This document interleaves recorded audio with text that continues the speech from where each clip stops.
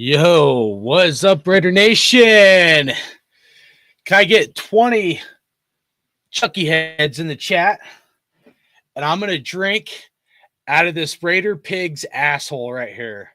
So you guys do me a favor, hit that like button, give me 20 Chucky heads, and I'm going to stick my tongue right here and drink beer out of this Raiders pig ass. How you guys think about that, man? Clown session is in. Clown session is in. Loser Raider fans are happy and excited. The Raiders lost. That's right, man. What's up, everybody? Got a big show planned for you guys. Got some notes here. We'll say what's up to everybody. Hopefully, you guys are doing good. A lot of things I want to talk about. So, Raiders 7528, salute, man. Ain't seen you in a minute. It says Raiders signed 12 players to reserve future contracts one day after season. I seen that. Thanks for popping that in. We'll drop that here in a minute. Art White, good evening. Good evening. I didn't have a chance to share the show with anybody.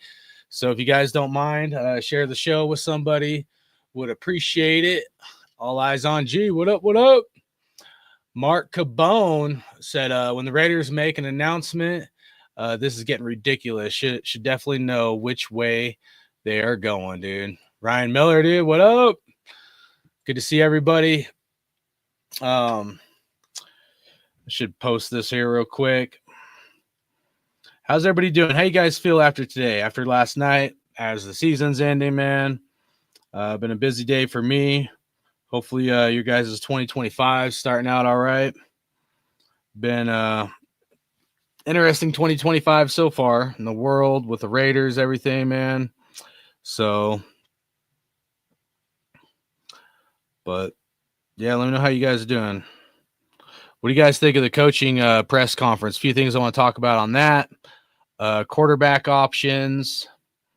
Kind of want to go over the game a little bit, as well as kind of maybe the game plan moving forward, what we should do. Not that the Raiders will do that.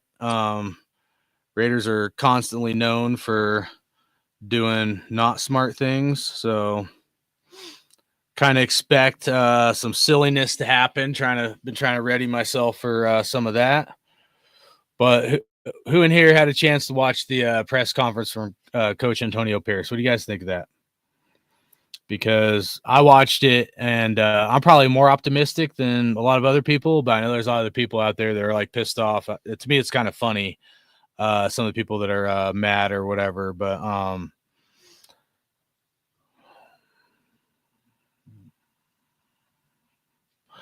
there's a lot of stuff I want to talk about. Got off work later than I wanted to. Try to get some people to pull up in here real quick.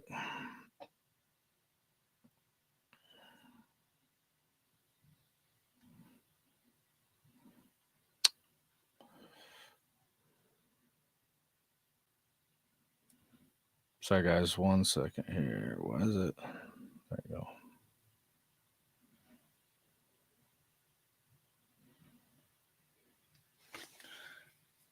Our NFL, what up? What up? Numbers, salute.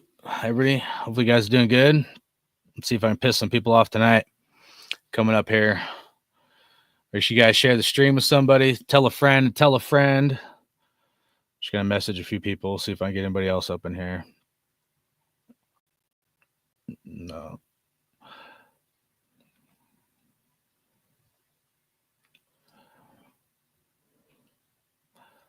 You guys happy we moved up 2 draft spots? Currently picking number 6 in the draft.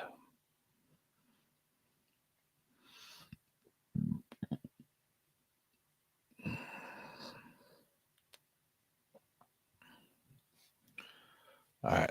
Try to send it to a few people.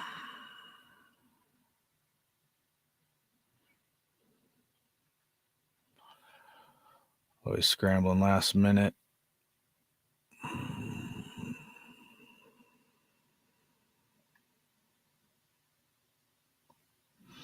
All right.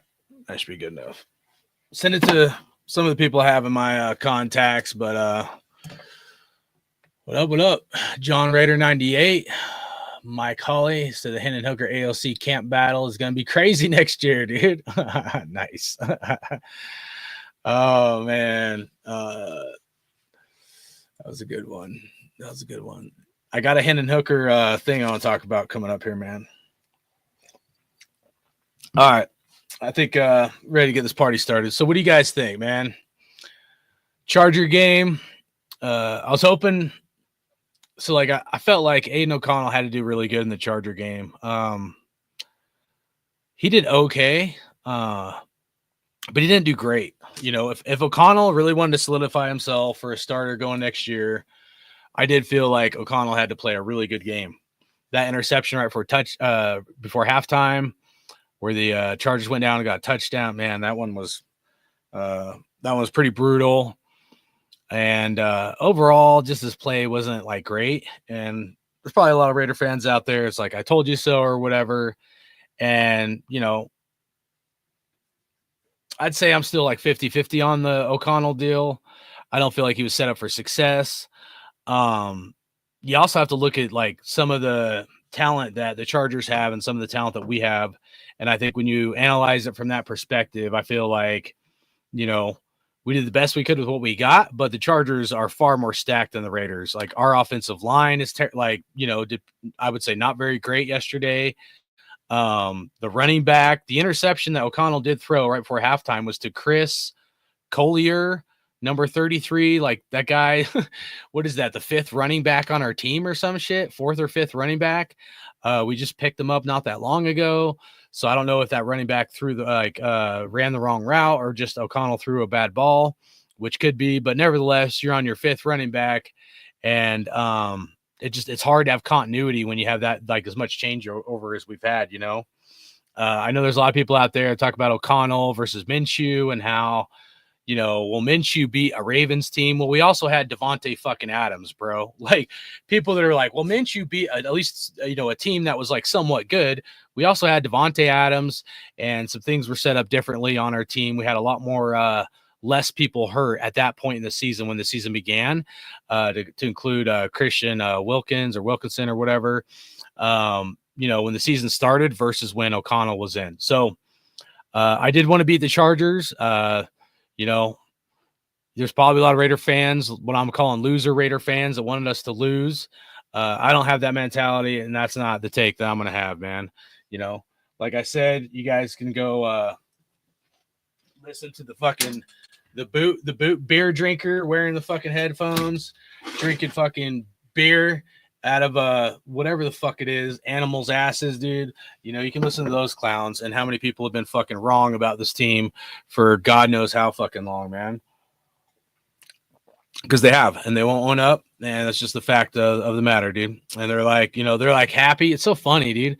Like to be a fan of a team, but to be happy that we fucking lost, it's pretty crazy to me. You know, it's pretty crazy to me to say you're a fan of a team, but you're happy that we lost.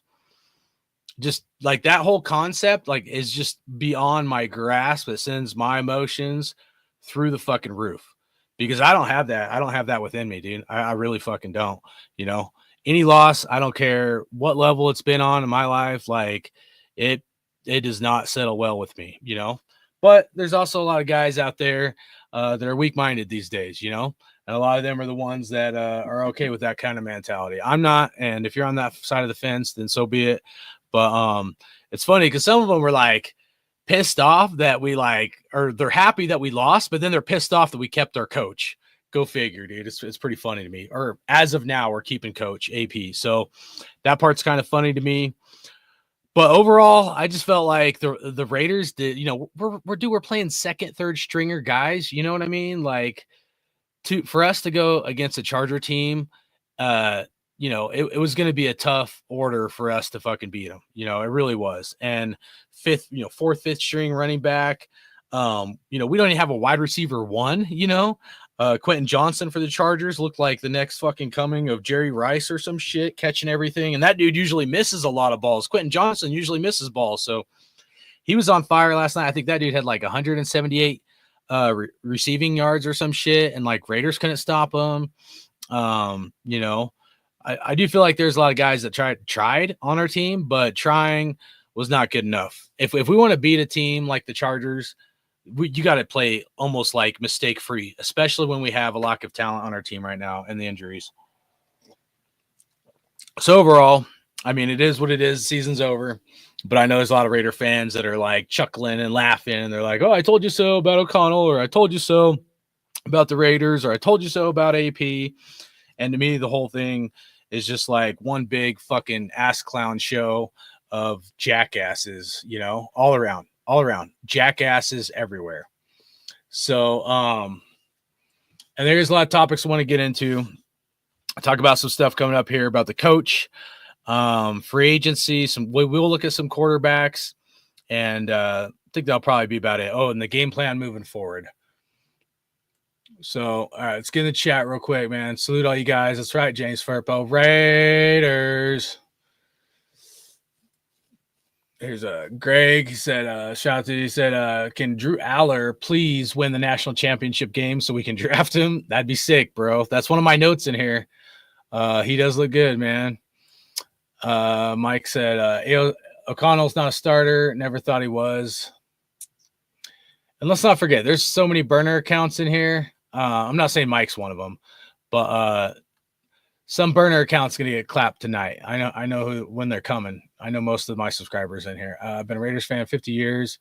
My dad and grandpa were Raiders fans. I have never wished they would lose any game. Draft picks does not mean shit take. Facts, Raiders 1175. Facts, bro. That's where I'm at, man. Real winners in life and people that have that mentality. That's what I'm talking about, bro. That's the winner style mentality. Greg was like, I was like, beat the Chargers, cool, but if we lose, at least we get pick 6 over 10. Yeah. 6. Salute, brother. He said, question. I know it's off topic, but what are your thoughts on the side? Oh, I'm not gonna talk about that right now, bro. I appreciate you on it. I don't want to discredit you, but I don't want to do that on here right now. And then yeah, I just want to talk football, man. So, but I appreciate you, bro. Fans get sucked into the draft. Yep, facts, Jason. Shout out to you, bro. I was glad AP was kept, but I was saying it early. Often Luke Getsy was cheeks. Nice. I feel like because we don't have a better QB on the roster at the moment, Somersault Aiden can lead this team long term. I'm going to talk about Aiden O'Connell when I get into the game plan, but I mean, keep putting your comments in here and we'll see. So, all right, I don't even know who this is. Rainbowowski. I don't know if that's a burner account, but if it's not, shout out. Hopefully, doing good.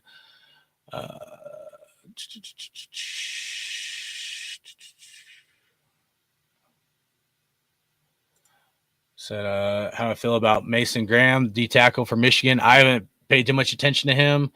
To be honest with you, I've been trying to kind of, you know, when I've had a chance with the college stuff and looking more at the quarterbacks, just to be honest with you. So, but I'm open. I'm pretty open-minded on a lot of areas as of right now. Rebel said this is my burner account. Nice. Sucks we're on 6th in division and looking up everybody in our division. Yeah, dude, we're laughing stock, bro. That's why it's crazy. People been like, oh, let's lose to the Chargers, dude. Let's go 0-6 in our division, bro. What the fuck is going on? You sit at 6. I don't mind taking him to build the trenches. I'll keep an eye out for that name, bro. Thanks for the heads up on that, Mike. Smack the like button. Appreciate that. I'll DM later and get my thoughts. All right, I appreciate that, Aunt. And I don't want to shortchange you, bro. It just, you know, I got a lot of topics and want to get through this, and you know, that's a whole nother bag of worms. Dude, we got enough bag of worms here, and everybody came to probably talk football. One thing I'll say about the cyber thing is prayers to the family, dude, his kid. And yeah, man. I'll leave it at that. All right, so I'm gonna play some audio here coming up. Something I don't always do because I know how they are with stupid freaking, you know, flagging channels and stuff. So I'm gonna share a screen. Give me a second.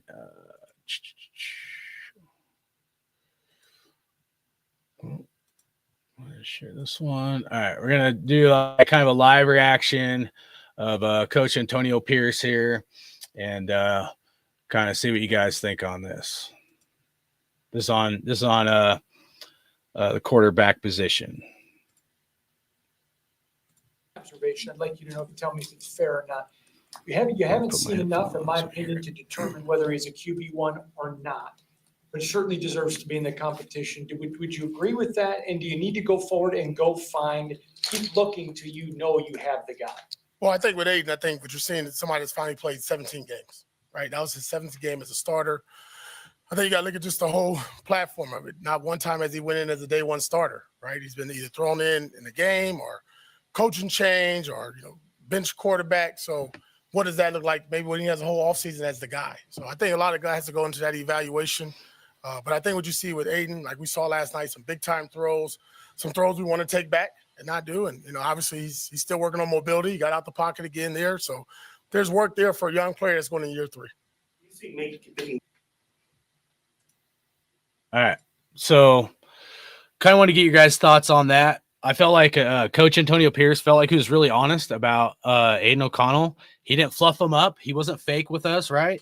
He told it like it was. So he wasn't over optimistic, but he also wasn't over pessimistic. I think he was kind of middle of the road, and stated a lot of things that, felt like Aiden O'Connell didn't get a fair start from the beginning. Some things were like stacked against him. Saw some good things. There's also a lot of things he needs to improve on, I feel like that's fair. And I'm not trying to be biased towards Coach Antonio Pierce, whether you want him here or you want him gone. But I feel like that analysis from our head coach is a very fair analysis, okay? Not, like I said, he's not over pumping him up, saying, oh, that's my lock-in guy. He's being very even kill and honest, dude, not beating around the bush like Josh McDaniels and other shit. We didn't get that, dude, so I appreciated and I respected that. But how did you guys take that? Like, when you heard him say that, did you feel like if you're anti-O'Connell, Aiden O'Connell, did you feel like he was too optimistic? Because some people might think that, like, oh, he's too optimistic. Antonio Pierce did say that he feels like Aiden O'Connell would be a starter in the NFL. But, I know there's a lot of people that disagree. I think O'Connell has spurts to look really good, and then he's got some other times where he does not look great. And he's going to have to look great. If he wants any shot to be able to have a chance for the Raiders, he's got to play great and lights out. And, we didn't see that, if I'm just being real with you guys. But I also think that doesn't mean you can't win with Aiden O'Connell. I think you got to have a much better offensive line, like the Chargers. They have a freaking pretty amazing offensive line. So you got to fix the offensive line.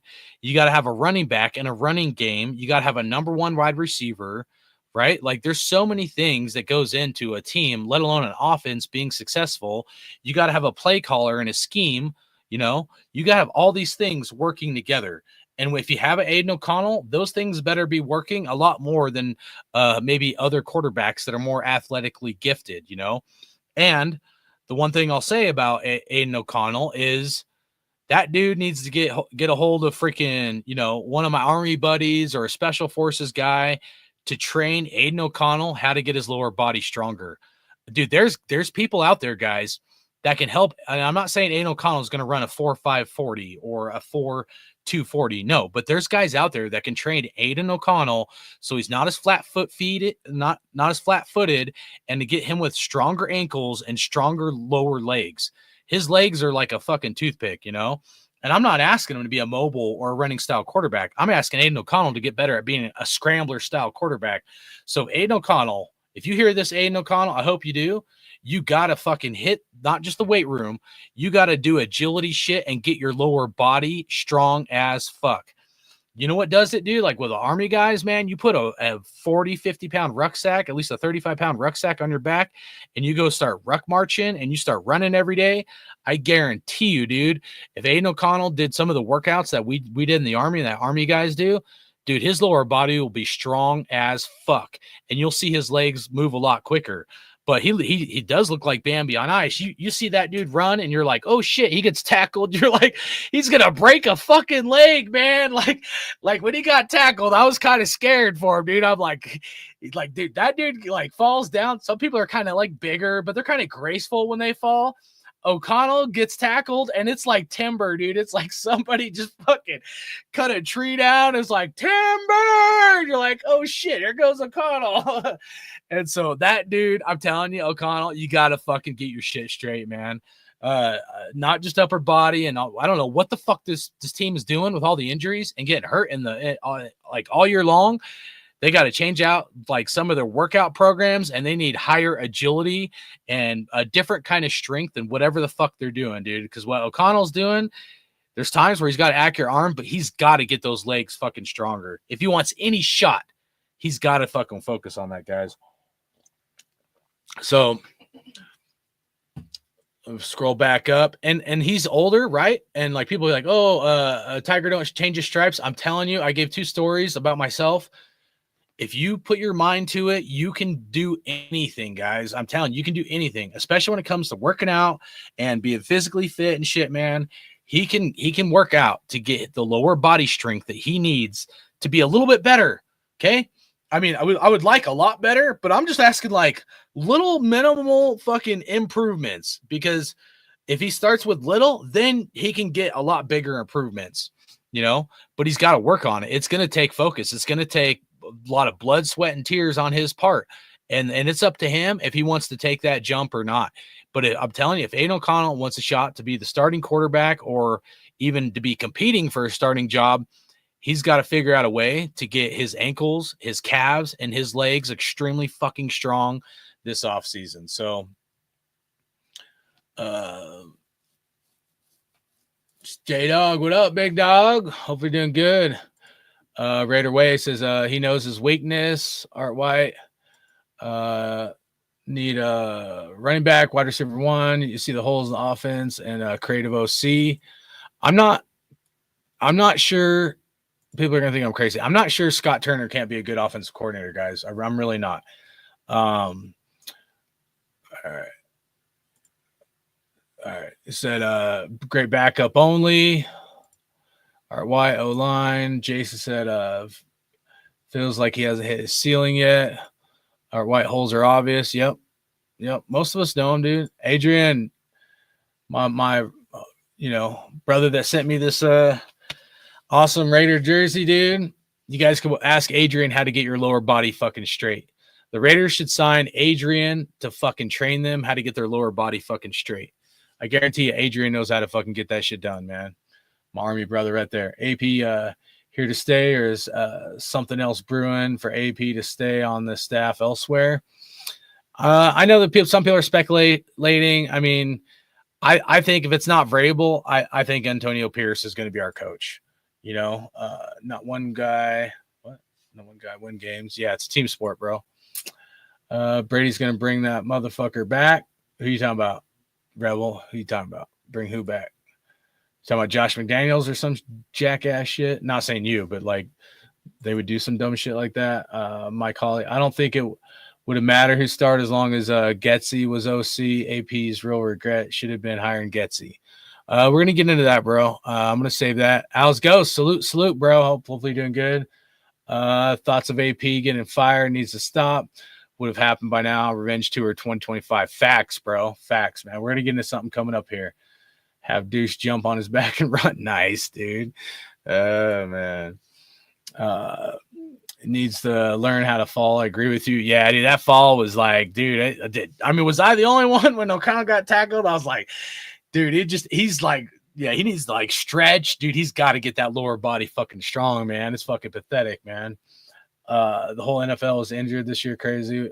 What happened this year? I don't know. They like didn't eat their Wheaties or something, man. I think they need to change their workouts. It needs to not be just the gym, dude. And I don't know what their workout schedule is. They need to be doing higher agility shit. If you do higher reps, so to build muscle, usually you do like more weight, less reps, like 5 or 10, reps. But if you want agility, you do less weight and you do more reps. Like find a workout where you do 15 to 20 reps. That's where you're really going to get some of your agility. A lot of football players don't like that because they want that bulk. But I'm telling you, if we want to avoid injuries, they need to focus on more agility fucking workouts, man. Good shit for like the cardiovascular stuff like that. We need to get rid of John Gruden's son. Dune's strength and conditioning coach. I like Gruden, dude. I do, but something needs to change, bro. I agree. Something needs to change. And to that point, if you guys remember, the Raiders had like the same strength and conditioning coach for a long time. And I think the Raiders let him go or some shit. And the dude had been with the team like 20 or 30 years, something crazy, right? And the Raiders had hired, because we kept, dude, this is back, I think, in Jack Del Rio era or something like that. We kept having injuries year after year after year. The Raiders bring in an ex-special forces guy to train the Raiders and to get fit. And guess what? That next year, after we bring in the special forces guy to do special force type training for the Raiders, we hardly had any injuries that year. I don't remember if that was like 2015 or 2016 or something. I know Derek Carr got hit 2016 or hurt 2016, but it was one of those years, man. Maybe it was 2017. I can't remember, but it made a difference. And then for some reason they moved on from him. So yeah.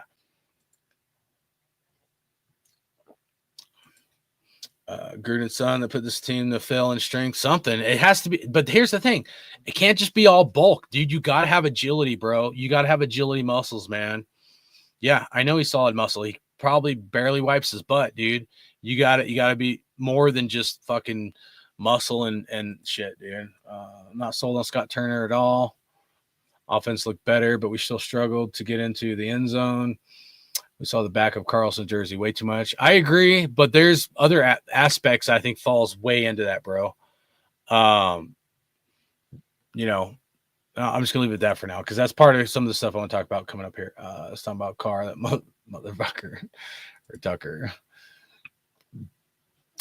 Brady called DC4. Oh,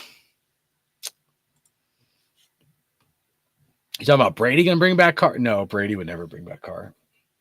I remember that. I remember the video when he was on the that haircut fucking thing, TV show or whatever. I forget what it's called, the barber shop or something. But and Brady was clowning on it. He looked like he's hurting the entire team when he was running. Yeah, dude, it did not look good.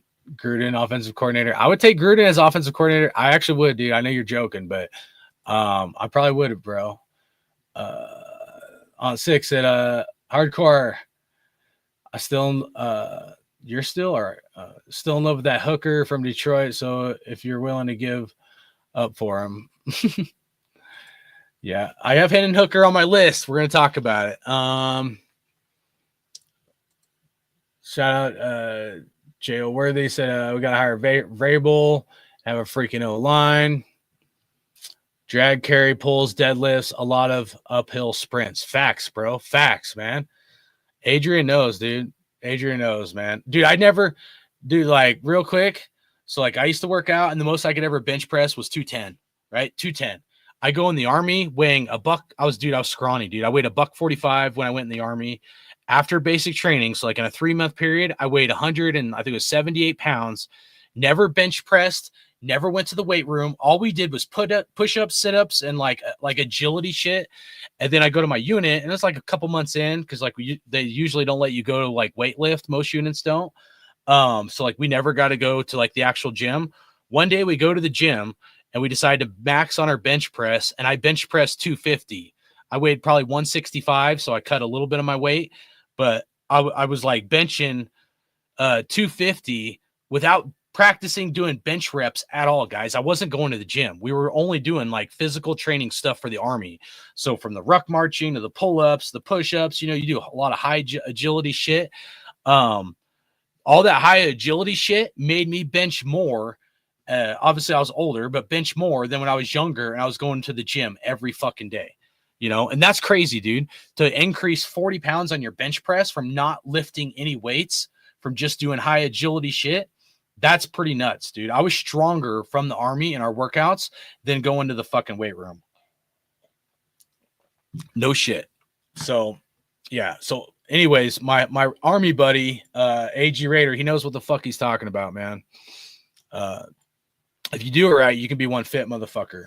Aunt Saxon, you seen Max send us first round, dude. I used to be able to do 100 push-ups without stopping, bro. 100 push-ups like within 2 minutes. I can't anymore because I'm fucking old and fucking I'm broke back now. But I keep telling my homies Antonio Pierce was not a good hire. Max for Hendon Hooker. Nice, dude. At least you guys know I like Hendon Hooker, dude. I mean, that makes me happy because you guys know I'm going to die on this shit, man. Ash, three aces, man. Shout out to Ash Genti, pushes us forward in all aspects of this offense. That's one of the things I'm gonna get into. Vrabel's going to the Patriots, should get used to AP. All right. Think J-Dog said I weighed around 155 in high school, put up 225. That's good, dude, for your weight. That's good, man. 225 club. Was a goal back then. Nice, bro. Yeah. I mean, that's pretty good. I mean, if you can, like, dude, in my opinion, if you're like around 150 and you're benching over 200, like, that's pretty good, you know? And I used to be scrawny as fuck, dude. I could only, like, my freshman year, I benched 110 or not even, it was 105.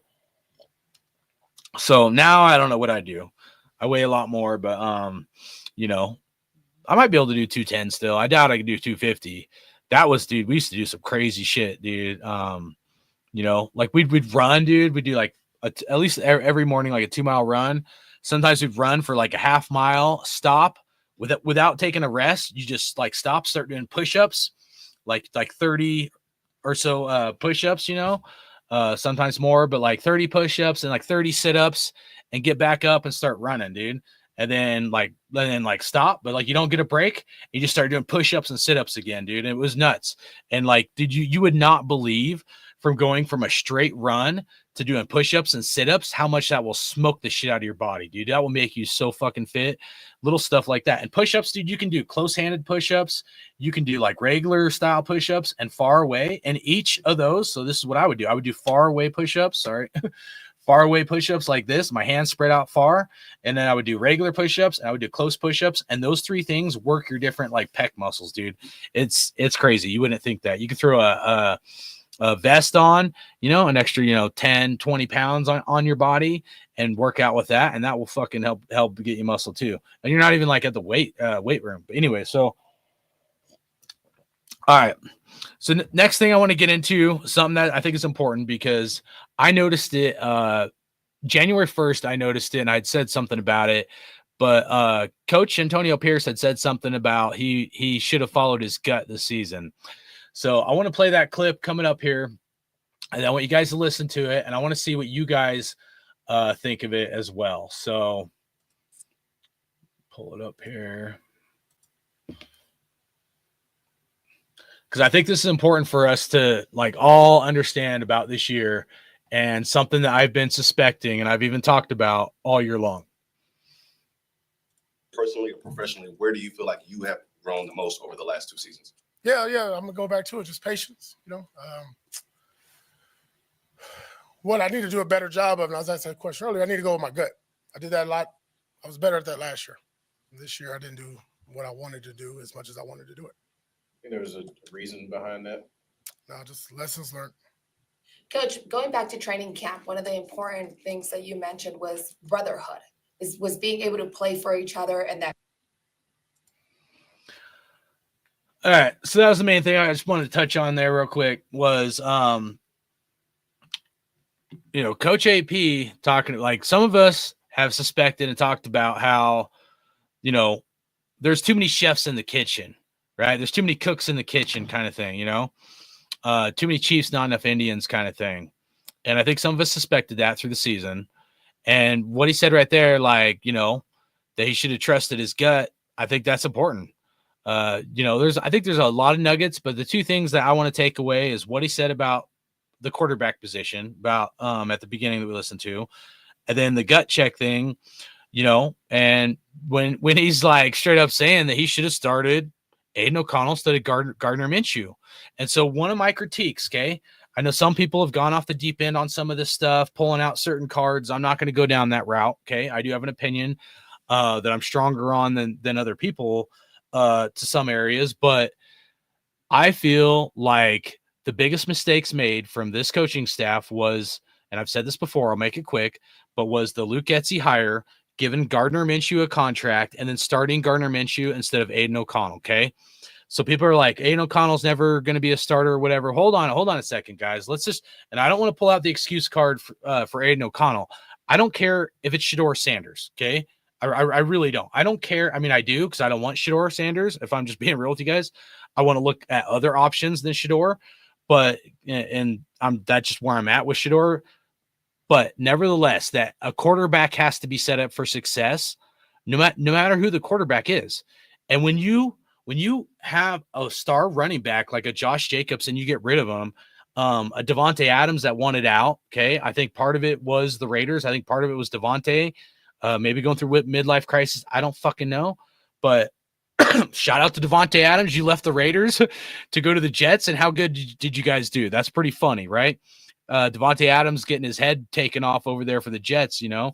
But like the point is when you go into a season and you don't fix the offensive line, your play caller is like Luke Getsy, and his scheme is not going to fit in Aiden O'Connell, dude. That is not the style of quarterback that Luke Getsy wants to fucking run. He probably wants to run like a Minshew or maybe a Jaden Daniels or something like that. But Luke Getsy and that scheme is not going to fit for an Aiden O'Connell, because scheme is important, right? Not having a run game, not having an offensive line. Dude, I don't care who the fucking quarterback is, guys. You're not going to succeed in the NFL when you have these glaring things. And when the coach was essentially set up for failure, you know, when you do things like, oh, you know, Antonio Pierce kept saying, I want to run the ball. But yet the general manager gets, you know, doesn't even give Josh Jacobs a contract. What do you guys expect? And it's funny because so many people in Raider Nation were like, oh, you don't sign running backs. You know, it's running back by committee. Just like Tom Telesco said this offseason, you don't give running backs contracts, right? But yet the same people, after they said that, now this season, they're like, oh, we need a running back. We need a run game. Dude, you can't make, like, this stuff is so comical, dude. This is clown session fucking 101. You can't be talking out of both sides of your fucking mouth. Well, you can. Most people do talk out of both sides of their mouth. But you can't be talking out of both sides of your mouth saying like, oh, we should get rid of Jacobs. And then at the same time, you're wondering why you can't run the ball. And if you can't run the ball to set up the pass or pass the ball to set up the run, and we've gone through, 4 or 5 running backs, none of this is rocket science. How could you even expect, if you don't believe in Aiden O'Connell and a mediocre quarterback, how could you expect him to be successful, to go through like offensive coordinator changes two years in a row and all this stuff? And then you got the head coach just told you, he just dropped the whole roll of fucking dimes, guys. He should have trusted his gut. Somebody else was encouraging him to start Gardner Minshew when he knew the entire time he should have fucking started Aiden O'Connell. And I personally believe it was Tom Telesco. And everybody's all over Tommy T's nuts because we drafted well and all this shit, dude. But I'm not buying it for 1 second. And what we should have done, I've said this before, I'll say it again. We should have promoted Champ Kelly to the full-time general manager, and he would have had the same vision, the same game plan with Antonio Pierce, probably would have been able to keep Josh Jacobs, and we would have kept moving forward instead of bringing in Tommy T, dude. Tommy T, in my opinion, did not, like, he did good in the draft. He did great, okay? But, like, he did not set Antonio Pierce up for success, dude. And everybody can have an opinion, and that's fine. But when people are like happy when the Raiders lose, but then pissed because Antonio Pierce isn't fired, there's a lot of, I think, interchangeable things and situational circumstances that goes into all of this, of why I'm not exactly giving Antonio Pierce a pass, but why I'm also not like pissed off if he stays our coach. I think there were some glaring things that happened and where he did not get set up for success. And people will run their mouth and they're going to say something else, and that's fine. Honestly, guys, I really don't care, dude. I'll try to be as nice as I can. I really don't care, because to me, it's not a race thing, right? Because some people go that route. To me, it's like, look, if you're a leader in any leadership role and you don't set your people up for success, that shit pisses me off. And I hate that. I don't care what level of, like, what kind of work you do, what level of management or leadership, that shit really pisses me off. And when I look at this team, and I had a hunch that something was going on with Tom Telesco hiding in the shadows and Antonio Pierce, that there was more that met the eye, and nobody wanted to hit the nail on the head. Everybody wanted to beat around the fucking bush and blame Antonio Pierce and Aiden O'Connell for a much bigger problem where, like, shit was done, decisions were made that Antonio Pierce didn't have a say in what happened. And let's be real about it, dude. If you're a first-time head coach, how many first-time head coaches are going to sit there and tell a seasoned general manager to go fuck himself? Think about that. You're a first-time head coach, and your GM is telling you to start Gardner Minshew, and you're going to go tell that general manager to go fuck himself? No, and anybody that thinks that, you're high in fucking crack. I'm sorry, dude. You got to lay down the drugs or some shit, because no first-year head coach is going to tell the general manager to go F himself. They're not. You're going to do what the fuck you're told, because you're a first-time head coach. And so, I look at this team, and there's questionable things that was done from the get-go, and people can blame Antonio Pierce. He'll take one for the team, heavy as head that wears the crown. Saying I like to say sometimes, but like when you look at it and you analyze it, dude, you have to look at it from all angles, in my opinion. And that's what I've tried to do. I'm trying my best not to be one-sided, even if I lean more towards one way or not, And when you look at scheme, how important scheme is, okay, right? And people that want to come at Aiden O'Connell and all this other stuff. Do you guys realize if you want a really good, successful team, most teams need 2 to 3 years with an offensive coordinator and a quarterback to be successful? And people will think I'm crazy for that take or whatever, but I'm not. You go back, maybe not the best comparison, but Derek Carr, John Gruden. It wasn't until like year 3 where Derek Carr could knew like the playbook like the back of his hand. When you have this constant turnover, okay, you're going to need minimum 1 year in that playbook, if not at least 2 years, to start seeing real production. You can't, I don't care what quarterback it is, dude, you can't have this turnover where it's a different philosophy, a different scheme, a different play caller all the fucking time, man. So if you guys want to bring in a new play caller, fine, so be it. But I'm telling you, we're starting back at square fucking one, And if we draft a guy or something, maybe that will work because you'll have more years with that rookie quarterback. But damn, dude, you can't, dude. You got to have continuity. And, to think that we're going to have a successful team, I mean, fuck, dude. Like, some of the people making these decisions and some of these opinions are literally some of the craziest shit I've heard in so many years of being a Raiders fan that it pisses me off. It does, because the jackassery in Raider Nation is at an all-time fucking high. It really is. Like, there's no reason why people shouldn't be able to think analytically about this shit and be like, oh yeah. And I'm not giving Antonio Pierce a full pass. I'm not giving Aiden O'Connell a full pass either. I'm just saying there's accountability all around. Everybody's got to have a hand in this and how they fucked up and what they needed to do better or differently moving forward, including Tommy T-Nuts, the fucking general manager. He drafted well. Great.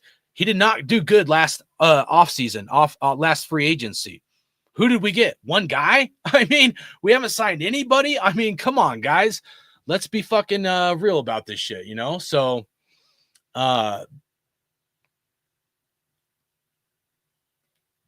it's funny to me, man. It's funny to me. All right, so I'm going to move on, man. The next topic here. So that's where I'm at with the gut check. All right, let's get into free agency, man. I know you guys want to talk about quarterbacks. I want to talk about that too. Free agents. Give me 1 second here.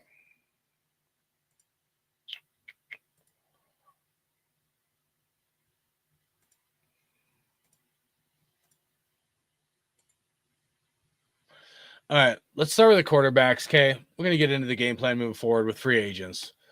Now, when it comes down to the quarterbacks here, I mean, is there anybody as far as the free agent quarterbacks that you guys see that you would like, whether it's to be a starter, a backup, anybody in here, because what I want to do, I want to start because free agency happens before draft. So let's start with the free agent quarterbacks, and then we'll talk about the draft quarterbacks, and then we'll talk about quarterbacks that aren't free agents, but they're on other teams, okay?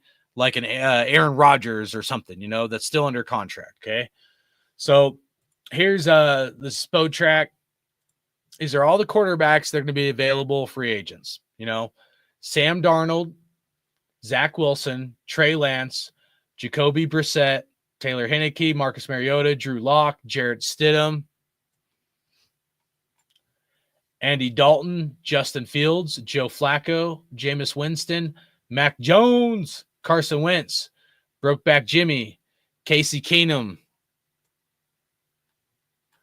Mason Rudolph, Easton Stick, Cooper Rush, Dobbs, Grant Allen, Nick Mullins. Remember when Nick Mullins beat us when he was on the Niners? First game he ever started. And Russell Wilson, he's probably going to sign with the Steelers, so probably wouldn't count that one. Any of these quarterbacks in here you guys see that you want on our team? Anybody? Cooper Rush,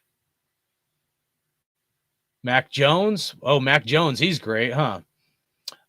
Justin Fields, Trey Lance, Sam Darnold. So there's probably a few in here people will look at. Sam Darnold, my take on Sam, I don't want him on the Raiders. I don't. I know other people do. He's got two of the best wide receivers in the NFL, a great offensive play caller. It doesn't mean Sam Darnold will be successful on the Raiders. If we were a further along team, or maybe if we had Devontae Adams still, then I might consider kicking the tires on Sam Darnold. But how much do you think this guy's going to want? Sam Darnold's going to want a $50 to $60 million contract. Do you guys think Sam Darnold's worth $50 to $60 million? Honestly. Then people will say, well, what about Zach Wilson? You know, yeah, Zach Wilson, that dude, I'll just say this. I don't want him on the fucking Raiders.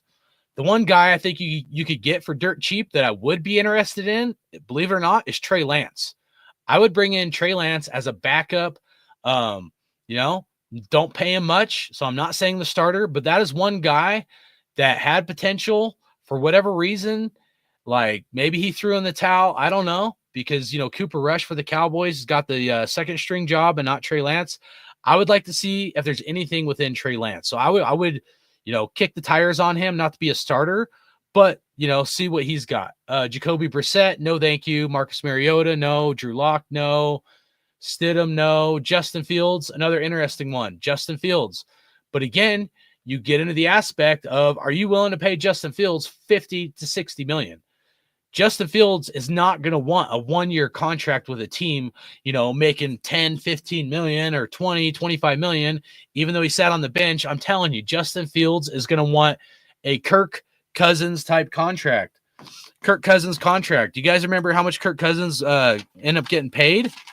I think Kirk Cousins contract was what, 40, 45 million or something.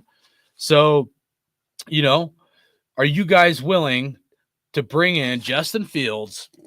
And not just that, but his scheme from Aiden O'Connell is complete opposite. That's a running style versus a pocket passer. So you have to have essentially two different playbooks, two different schemes. They're not even close to in the same wheelhouse of skill sets. And I don't like that. You got to be within at least one category that's close to like the same skill set and stuff. So for me, Justin Fields, I'd be like cautiously curious on it or whatever. But I don't think if Justin Fields wanting 50 million, I don't think I would even consider it. Mac Jones, fuck no. I don't want Mac Jones on the Raiders. I don't want Daniel Jones on the Raiders either. So hold on one second.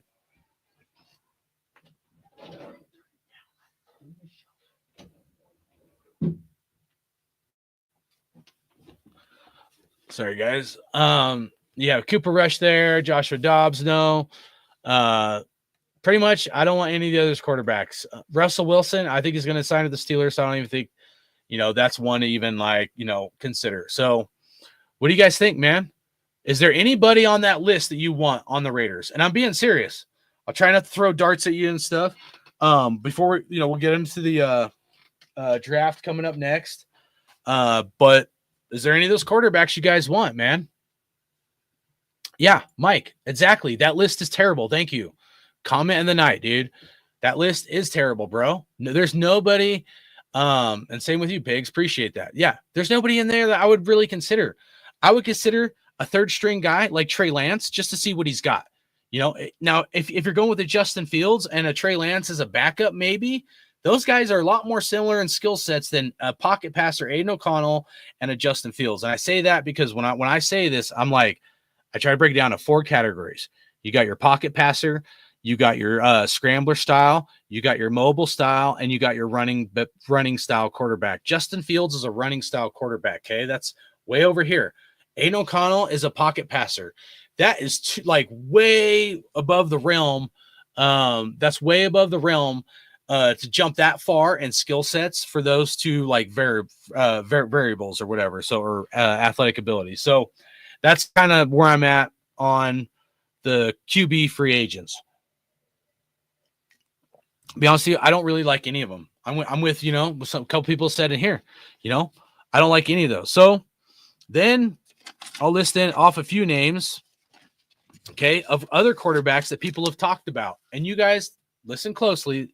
Tell me if any, before we get into the draft real quick, tell me if any of these guys who are under contract, but if any of these guys would interest you to be a Raider.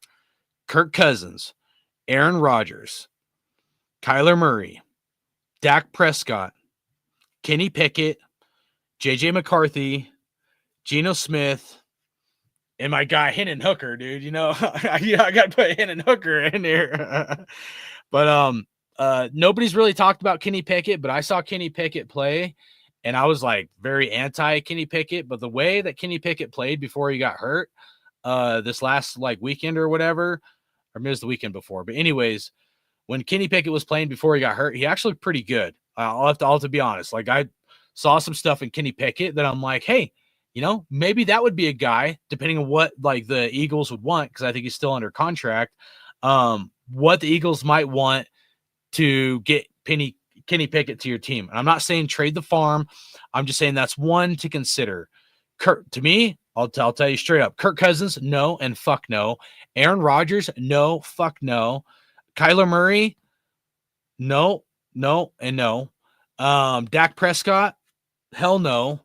JJ McCarthy, questionable, but with what they would want for JJ McCarthy, I'm going to say hell no. I didn't like JJ McCarthy going into last year's draft, you know? So to me, the only guys that aren't like quarterback free agents that I personally would be looking at is first of all, Hendon Hooker. Oh, and Geno Smith. No, I would say no to Geno Smith. But first of all, my guy, Hendon Hooker, that should be like explore that option number one. And then second, I would say, I guess Kenny Pickett would probably be second. And then after Kenny Pickett, I don't know, because I don't want Aaron Rodgers. I don't want Kirk Cousins. Like, I don't want Geno Smith, dude. Like, that's another bad list. It really is. If you could get Hendon Hooker for a second round pick, maybe. So then let's go to the draft, right? I'll pull up the Tankathon thing here real quick, because I think all this is important. We're all like, you know, yeah, Aiden O'Connell didn't look great, you know, and if we're all gonna like complain about the quarterback position, that's fine. But what's our plan? What's the freaking game plan, guys? Like, seriously, there's got to be somebody that has some sort of inkling for what's going to be good for this fucking team.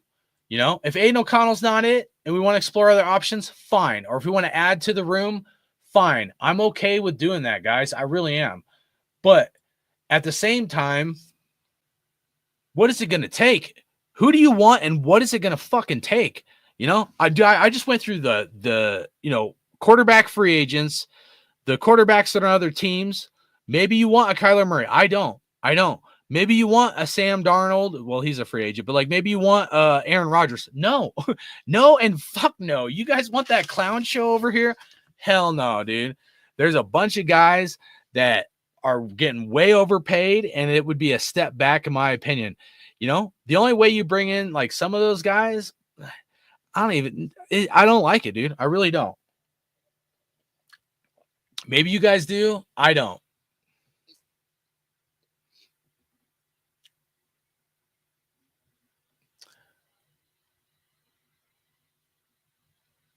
John B said, give credit for Rodgers for destroying the Jets more. We dodged a bullet there, bro. Imagine if Rodgers would have came over here. You know what I mean? Said Kirk Cousins was always my sleeper QB when he came to the Vikings. I would have been interested. Here's the thing, AG Raider, man. Like, I would have been interested in Kirk Cousins a couple years ago, but at 40 to 45 mil, I don't know, man. I really don't. I don't think Kirk Cousins is worth that. If he's willing to take 35 mil, maybe I would consider it. But and I have to look up his contract.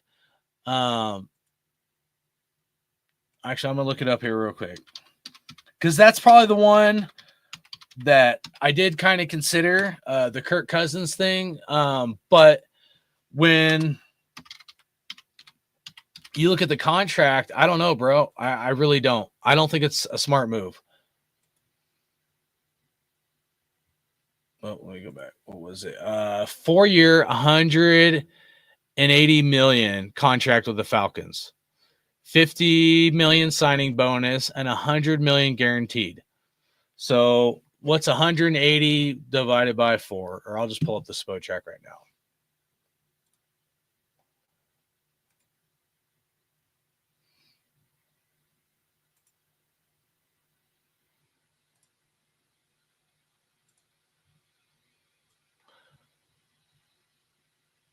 Oh man.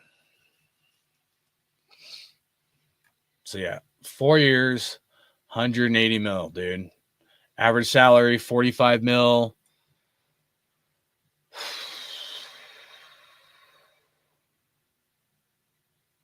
Why is this? Oh, it's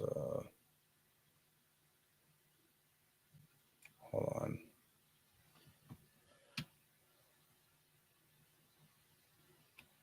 There we go. I had to shrink it down. I don't know what was going on. All right, so 2025, it's a 40 million cap hit. I think I just messed it up again.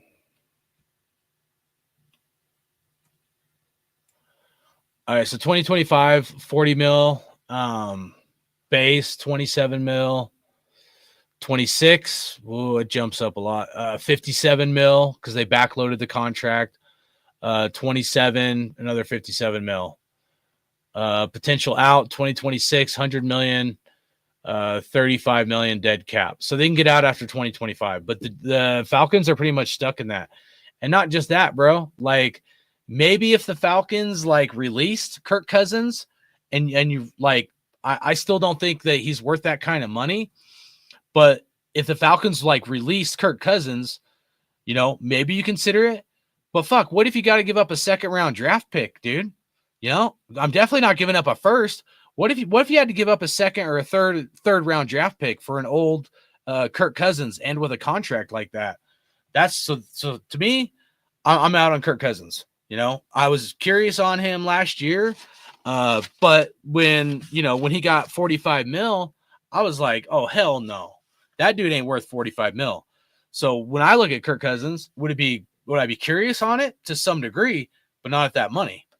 You know, it's like Dak Prescott making what, 60 mil? No, that dude ain't worth 60, dude. Get the hell out of here. You know, and a lot of these quarterbacks that aren't free agents, you still have to trade something for them, you know? So it's almost, honestly, guys, I hate to say it, but a lot of these scenarios are a lose-lose situation. It really is. There's no like golden answer for a lot, like for this quarterback, situation we're in. So, all right, give me a second. We're gonna pull up the top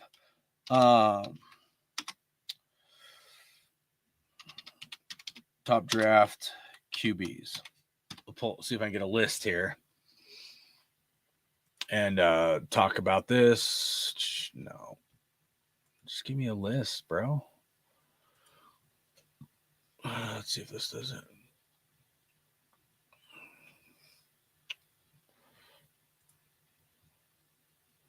I don't need everybody's breakdown. I just want to get like a easy list of.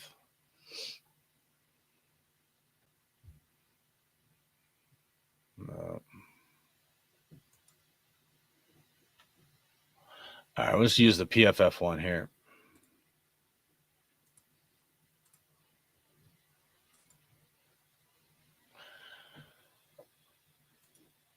All right, so here's the PFF, and I'm really trying to do is just so everybody can see a list of all the quarterbacks. Okay.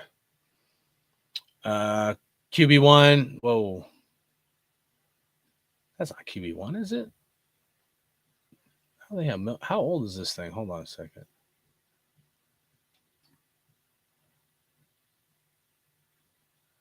trying to see how old this article is because they're calling Milroe QB1.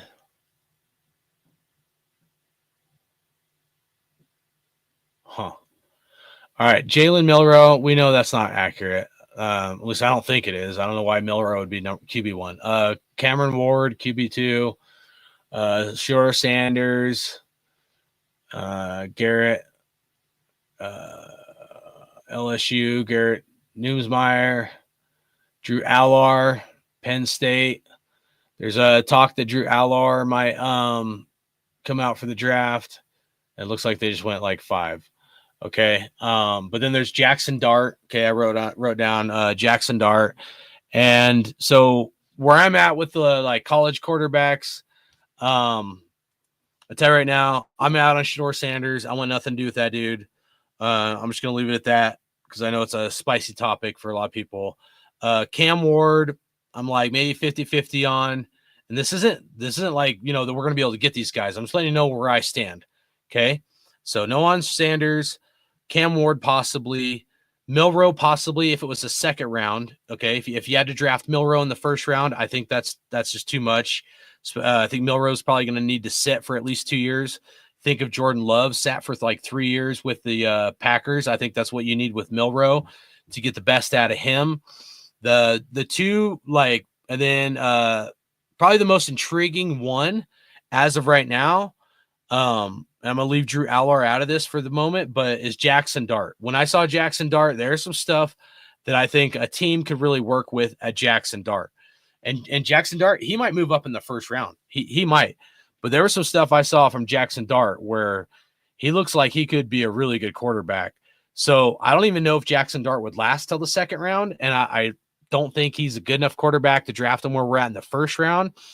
I would be intrigued with Jackson Dart if 1 of 2 scenarios. Either 1, you get him in the second round, or 2, you somehow trade back into the first round, like middle or end of the first round, to get a Jackson Dart.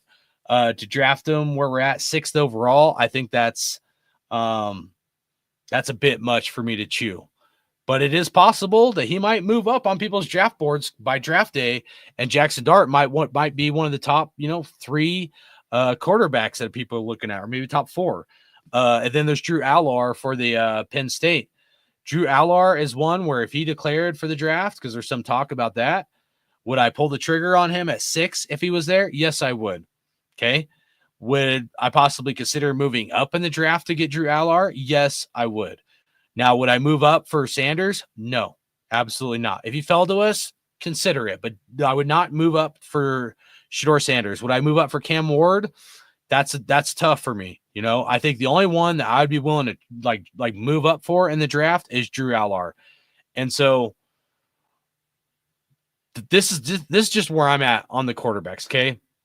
And, I know a lot of people will change their opinions and they'll go back and forth and stuff. I feel pretty firm on kind of those stances where we're at right now. As we went over, the quarterback options are not great. They're not, guys. Let's just be real about it. So if you don't like Aiden O'Connell, that's fine. Okay. I'm not saying he's going to be the greatest answer. There's some things he could do this offseason, like get his lower body fucking legit, go hire a special forces guy or an army guy that can get your shit straight. To get your lower body strong. But, there's not a lot of solutions to this problem. There really isn't, unless you're going to do it in the draft. Now, if you find a guy that you like, what are you willing to, here's the other question. We're at 6. Okay. I know a bunch of loser Raider fans wanted to lose, but here we are. We're at 6.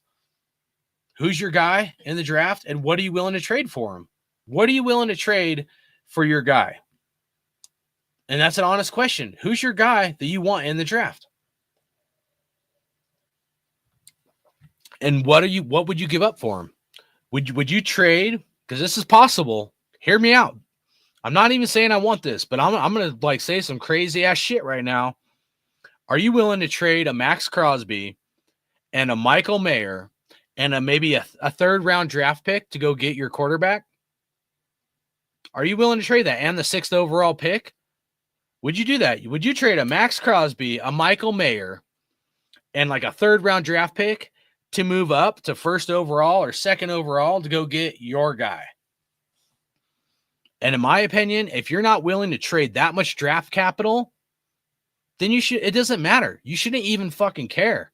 I mean, you should to some degree, but if you don't have that kind of conviction on a Shedeur Sanders or a Cam Ward or whoever it is, then what are you doing here?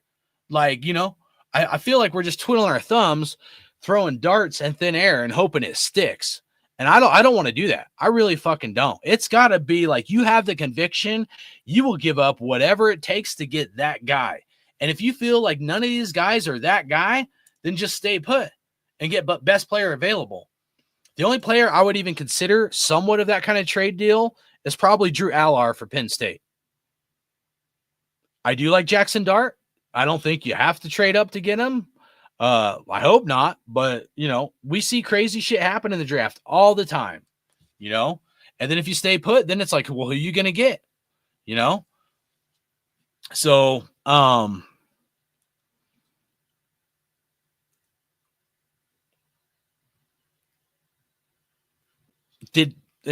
we're talking about the draft, one thing I want to say real quick, did any of you guys watch the Patriots game this weekend with Joe Milton? Do you guys remember Joe Milton got drafted in the 6th round by the Patriots? So the Patriots drafted Drake May in the 1st round, obviously. And then Joe Milton for the Tennessee Vols fell. If you guys remember last year's draft, kept falling. I remember looking at the draft board, and I'm like, dude, I remember Raiders were like, we're in the 5th round. We're in the 5th round of last year's draft. And I'm like, how is Joe Milton, the quarterback for the Tennessee Vols, still there? Raiders need to fucking go try to get at least a Joe Milton. And then after the draft, what did Tom Telesco say? What did Tommy T Nuts, what did he say? He said pretty much after the 1st round, there was no other quarterbacks they liked. You're telling me we can have risked a 5th round draft pick on a Joe Milton? Did anybody see Joe Milton playing for the Patriots this weekend? Joe Milton scored, ran in for a touchdown. He had some good plays, some plays that were pretty freaking whoa, dude, this dude's pretty athletic. Did a backflip in the end zone after he ran in for a touchdown. I'm not saying that would have been the future, but if we're all complaining about Aiden O'Connell, I mean, fuck me. You could have got Joe Milton for a cheap ass draft pick, and Raiders didn't want to do it because of Tommy T Nuts. And Joe Milton looked pretty good. He's a guy that's going to need developing, but if Joe Milton sits for 2 or 3 years, something like that, there's potential in a guy like that. That's going to be how you probably set up some of these quarterbacks up for success. You're going to have to sit them for 2 to 3 years in a system with the same offensive coordinator, the same scheme, the same vision, some stuff with some continuity to get the production that you want for those players to be great and to bring out their athleticism as well as their skill set to make them a successful quarterback. Remember, Jordan Love sat for 3 years, guys. Remember, Aaron Rodgers sat for, 3 years? Some of the best quarterbacks sit for at least 1 year, but preferably a couple years, to really understand stuff and process stuff so the pressure's not on them. You get a quarterback in the 1st round, guess what? You're probably going to be really pressured to start that person sooner than you probably should. All right. So that was kind of the last thing on the draft. So you guys are saying, I think that was about it. I mean, anything else you guys want to talk about? I'll scroll back up a little bit. Kind of read some of your comments.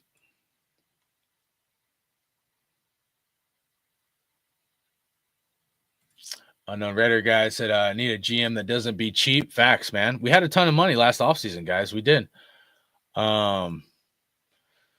Pigs 76 said O'Connell needs to do hill training like Walter Payton. He does. It can happen, dude. He can train to at least be better than where he's at.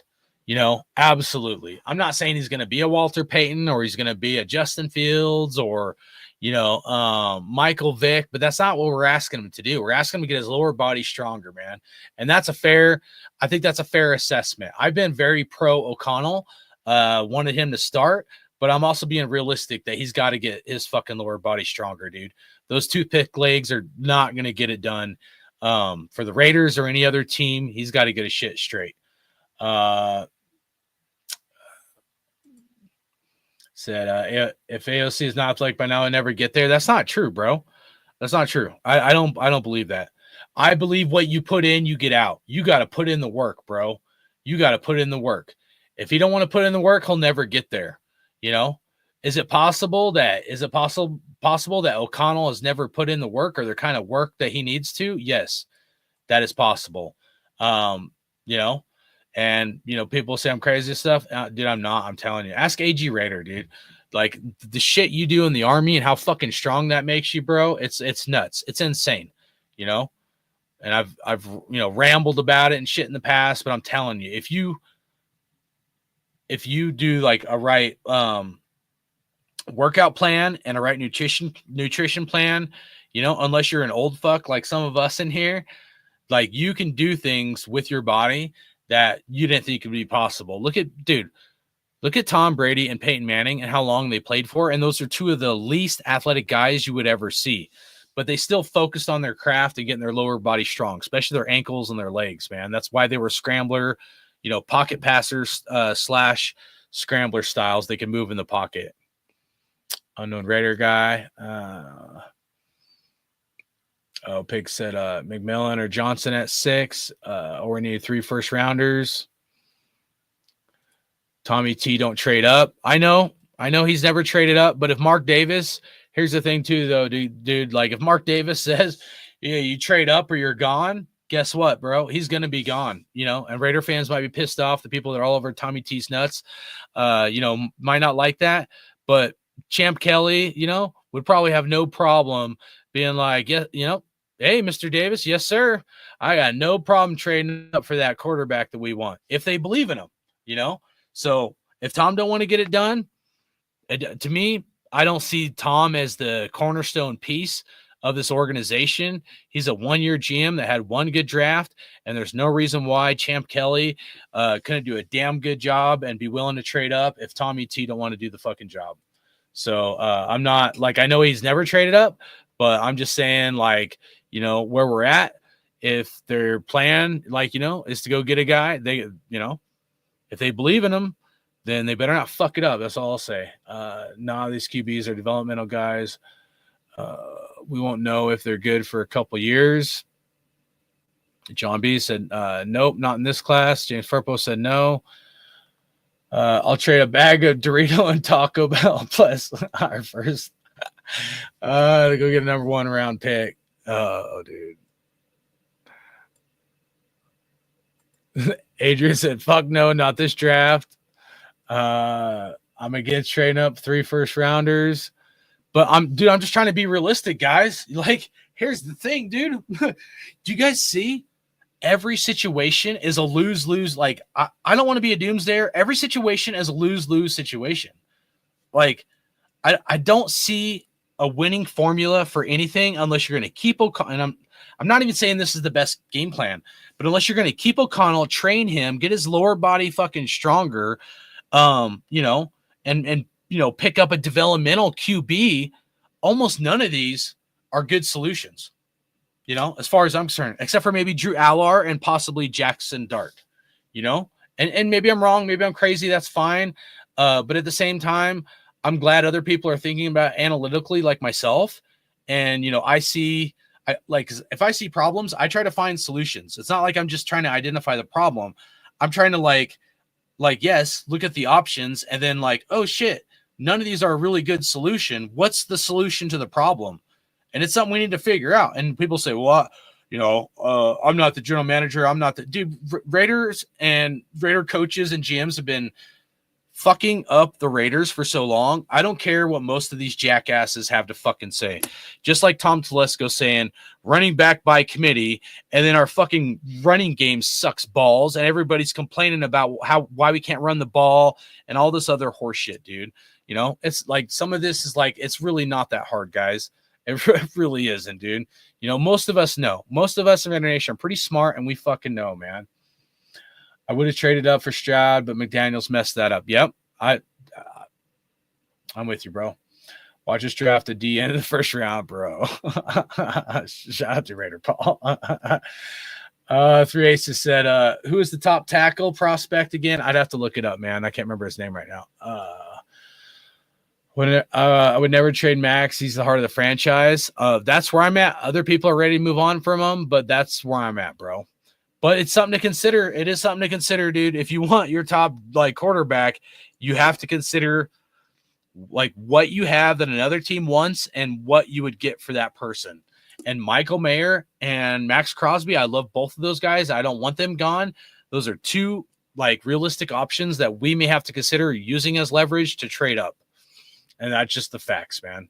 And we can all cry about how we won games, just win, baby, versus just lose baby at this point. But at this point, none of that matters. All that matters is the hand we're dealt right now. Moving forward, what's gonna be the plan for the Raiders and what's the best plan so we don't have to have another fucked up season like we had this year. Jaden Daniels would have been that guy. Would have been nice to go that route, but I don't think Tommy T Nuts was going to do that, and I don't think the Commanders were going to trade that pick either.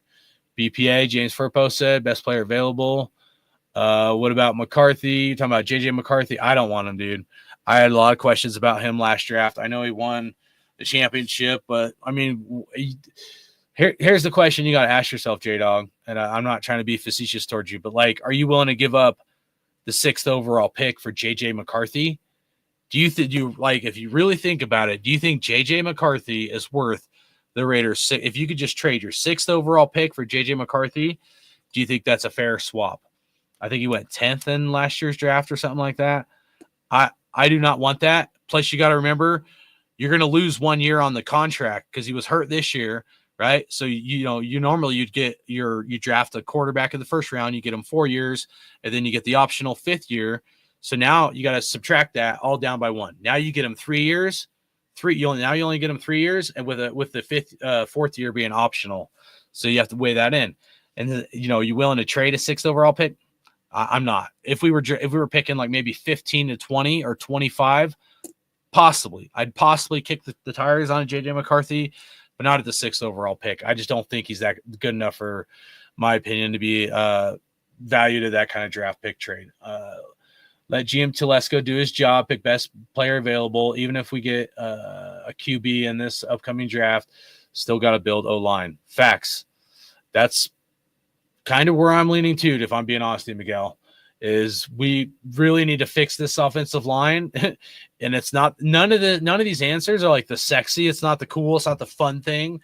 But if you don't have an offensive line, you don't have shit, And that's probably the route we should go. We should probably draft a really good offensive lineman, man.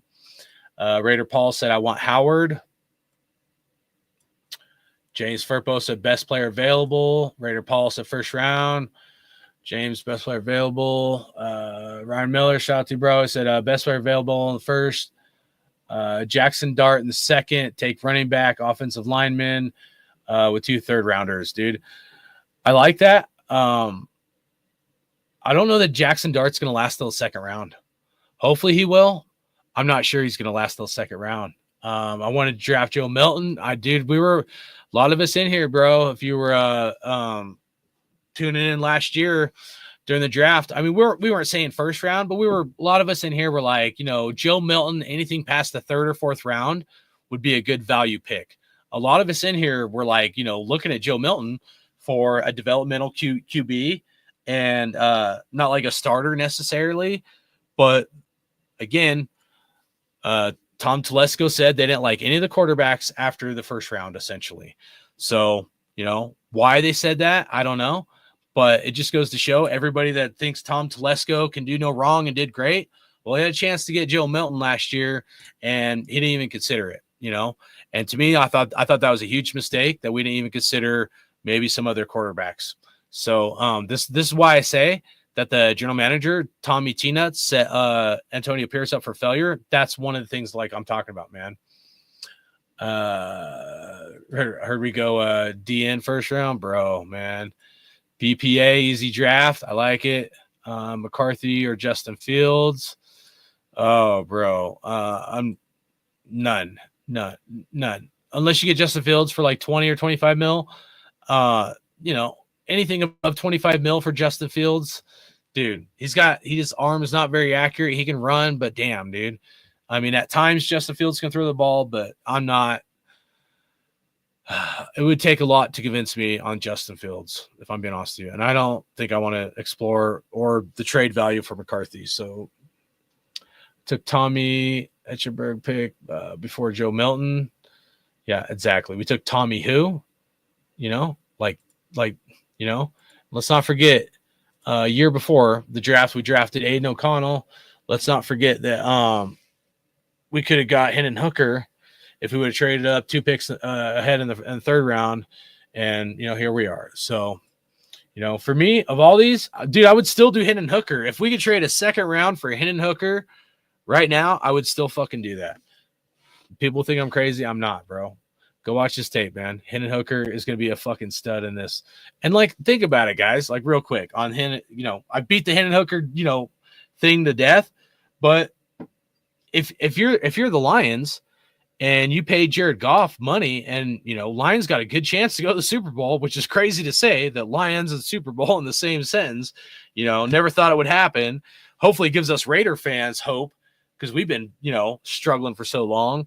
But Lions have a real chance to go to a Super Bowl, and if they get their first Super Bowl victory with Jared Goff, you think the Lions and Lions fans aren't going to want to stick with Jared Goff? You think they're going to win a Super Bowl and then get rid of Jared Goff the next year to bring in Hendon Hooker?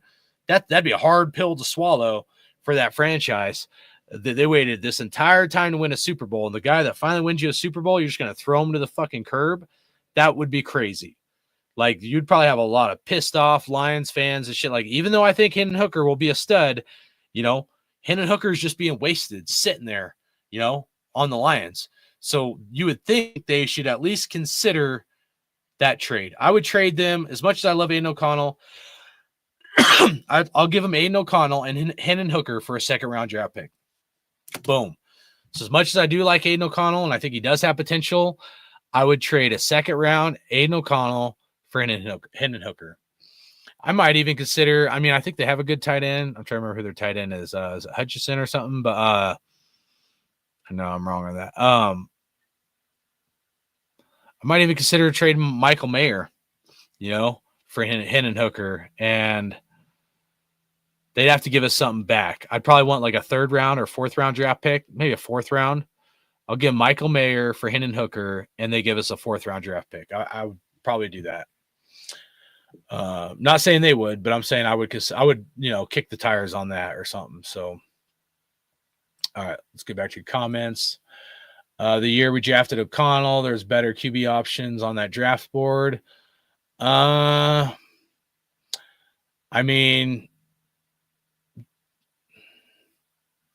Depends. Because you're talking about Bryce Young. Everybody wanted Bryce Young. I didn't want Bryce Young then. I don't want Bryce Young now. Then you had CJ Stroud, stud. Drake May, the Patriots got. Some people didn't think Drake May was going to go that high. But, Drake May, and then Anthony Richardson. Anthony Richardson needs a lot of development. I think he started like 15 games in college or something. Anthony Richardson did not play a lot in college. It was like only like a year and a half or something. And then after Anthony Richardson, it was Will Levis for the Titans. So Will Levis, extremely questionable at this point. And then Hendon Hooker went. So Will Levis went in the second round. And then Hendon Hooker went at the beginning of the third round. So the third round happens. It's like the second pick, I believe, of the third round. I think it was like pick 64, or I don't know. I could be wrong on the number. But I know it's like the second pick in the third round. Hendon Hooker goes, and then the Raiders pick 2 picks later that draft, and we get Byron Young from Alabama, defensive tackle, and we released Byron Young or traded him for peanuts. That dude ain't even on our team anymore, guys, which is nuts to me. And then the third round we got the second, because we had 2 picks that third round. We picked up Trey Tucker. And then in the fourth round, we got Aiden O'Connell and then Jacorian Bennett. And I'm just going off of memory here. So don't quote me on all that. Could be wrong, give or take on a couple things, but pretty accurate, I think, on that one. That, yeah, there was some better quarterbacks, but who was really better than Aiden O'Connell or Hendon Hooker? Like, yeah, CJ Stroud, Drake May, and I'll say Hendon Hooker, is better. But after those 3, I think everybody else is questionable. I think Bryce Young is questionable. First overall pick. I think Will Levis is questionable. And, Aiden O'Connell is probably questionable you could put in there. So, better quarterbacks, yeah. Were they going to be available for the Raiders? I don't know. That's questionable on that. So, John B., I still rather stuck with Bowers in the first. Jordan Love was developed by Rodgers. Yes and no. I mean, maybe by just being around somebody that was really good, but Aaron Rodgers is not the kind of guy to help out and help train a younger guy. That's not Aaron Rodgers' style. There was actually a lot of talk of that, how essentially Aaron Rodgers is kind of an asshole to Jordan Love and stuff. And not too many people wanted Jordan Love. I mean, to be honest with you guys, man, one of the few people that I know in Raider Nation that does Raider content that was pretty high on Jordan Love, like for not a first round pick, but like a second round pick or something, or like, maybe not one of the hyped up guys, was Watts Raider. Watts Raider was pretty big back then on Jordan Love. Most of the other Raider fans, they were hyping up all the other quarterbacks, and I wanted like Jalen Hurts in the second round possibly, but the Mel Kipers of the world said Jalen Hurts should be a tight end or running back and go in the 4th or 5th round. So that shows you how much that jackass knows. I think some of these guys just get paid to hype up players, man. It's crazy. People who don't watch college football said Nix was trash. Yeah. I mean, I was wondering if Nix was going to be good, man. I watched some of his games, I'll be honest with you, dude. Like when I watched the games, like I wasn't hyping him up, but I did watch his games, and I would ask, here and there questions to a couple people, and I was like, wondering why Bo Nix wasn't getting enough attention, and that dude kind of almost went under the radar, dude. But yeah, he looked good. There were some times where I watched his college tape and he looked good, and then comes to the NFL and he's doing pretty damn good, man. Was set up to be a Raider. Bo Nix was set up to be a Raider last year. Bo Nix or Bowers, you decide. Yeah. Shout out to you, Mr. Platinum Pipe. Said Pat Mahomes sat for a year or two. Yeah, he sat under Alex Smith for a year. Yep. A lot of guys do that end up being good, man. Brady sat for a year. Mahomes also has Andy Reid as head coach. Yeah. I mean, that's where scheme and coaching, it all has to flow, man. It all has to be like a well-oiled machine, dude. I'm glad we got Bowers for sure. I didn't think he'd follow us.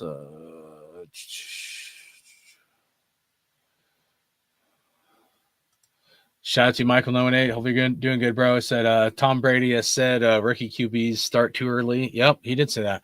He also talked about how offensive coordinators have had to dumb down the playbook and stuff, and how a lot of these like rookies and younger guys aren't putting in the work. There's a lot of stuff with Brady than just the athletic and the glamour stuff, man. He's told you what he's looking for. I know a lot of people are like, oh, what's Brady want? What's he going to look for? I mean, Brady wants guys that are going to put in the work. Not the showboat kind of guys. He wants the guys that are going to put in the work, man. So Aiden gets hurt every 2 games. So many players needing deals this year. Y'all wanted Telesco to burn up the cap. It's been everything we had last year. It was smart to hold off on giving out deals in the offseason. Yeah, I mean, I could see that perspective, man. Like maybe give the players like a 1 year prove it year. But here's the other flip side of that coin. Because like I get that perspective, I do, trust me. But the other part of it is, what if like a lot of our free agents, like the guys that should probably get in my opinion at least, contract extensions, like Trayvon Moehrig, Nate Hobbs, Malcolm Kuntz, at least those 3 guys, Spillane. What if like of all those guys, and there's more, Diablo, there's other free agents, right? What if all those guys? What if only one of them? What if only one of them comes back? Is that going to be success or failure? Like how do you measure success and failure with signing the free agents, right? To me, if you have guys that are homegrown Raiders, right? All those guys were drafted. All those guys were drafted by Gruden. It's just funny. Everybody said Gruden, Mayock can't draft. Maybe not in the first round, but they got some good guys. But nobody's like fucking honest at all, okay? And so those are all guys who are pretty good, who, in my opinion, some of those guys should still be Raiders. And if they're going to be Raiders, it's like, if you only get one of them back, I think that's a failure. I think you waited too long to give them the contract, and now they're going to go to the best, whoever's going to pay them the most, or not just that, but like they're going to do something to where they're like looking out for their best future. And if they feel like the Raiders aren't, going to be as good of a team next year as another team, and then can make the same amount of money for another team, what do you think they're going to do? What would you do? You would move on from the Raiders. So it's a double-edged sword, because I hear your point and I don't exactly disagree with it. But at the same time, if we go into next year and all we have is Robert Spillane and Trayvon Morrig's gone, Nate Hobbs is gone, Malcolm Kuntz is gone, Divine Diablo, and you just lost like 4 cornerstone pieces, then I'm going to sit here and I'm not going to be very happy. I'm going to be wondering what the fuck the Raiders did and why. And you should too. We all should. So we'll see. Tom Telesco better get this shit right. I know that for sure, man. And there is something about Tom Telesco. I busted his balls a little bit. And that's what I'm going to call the Tom Telesco redemption. If Tom Telesco wants to have redemption for not signing Josh Jacobs and the Devontae Adams shit show, here's what you do. Get the running back position figured out this next draft. Draft a really good running back in the first or second round, either Genty or a really good running back in the second round. Okay. And then in free agency, sign T. Higgins to a contract. Bring in T. Higgins, man. You guys see T. Higgins balling out? How many guys watched the last Bengals game and the game before? I watched the last few Bengal games because I wanted to see some stuff on T. Higgins. T. Higgins looked fucking legit, dude. T. Higgins might be a number 2 on the Bengals because you have, Jamar Chase is a super stud. But T. Higgins, my opinion, can be a number 1 wide receiver in the NFL, dude. That dude caught some of the most crazy passes, dude. Like pretty insane. So, but then the question's going to come, how much you willing to pay T. Higgins? He's probably going to want, it could be 30 million, a year, but he's probably going to want at least 27. But if Tom Telesco wants redemption and some respect from me, besides just the draft, fix the running back position and sign T. Higgins, man. He does that, I'll be fucking happy.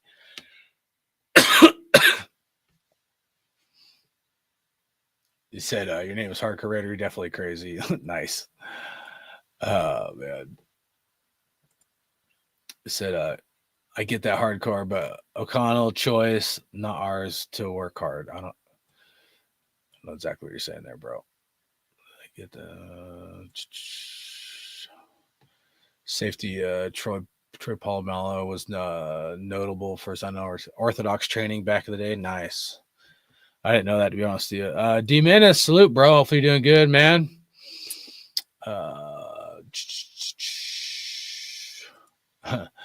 Bo Nix playoffs, Bowers at home. Damn. You ain't lying. You ain't lying, bro. All right. John said trade Max, get another first round pick this year and more. Hope you're doing good, John. I know some people are wanting to move on from Max. It could be looking that way. I don't know what the game plan is going to be for this team, bro. But hopefully you're doing good, man. I always want linebacker every year. Trade Max would be stupid. Yeah, is he gonna want out though? That's my thing. Like, is Max gonna want out? He might want out, dude. And I hate to say it.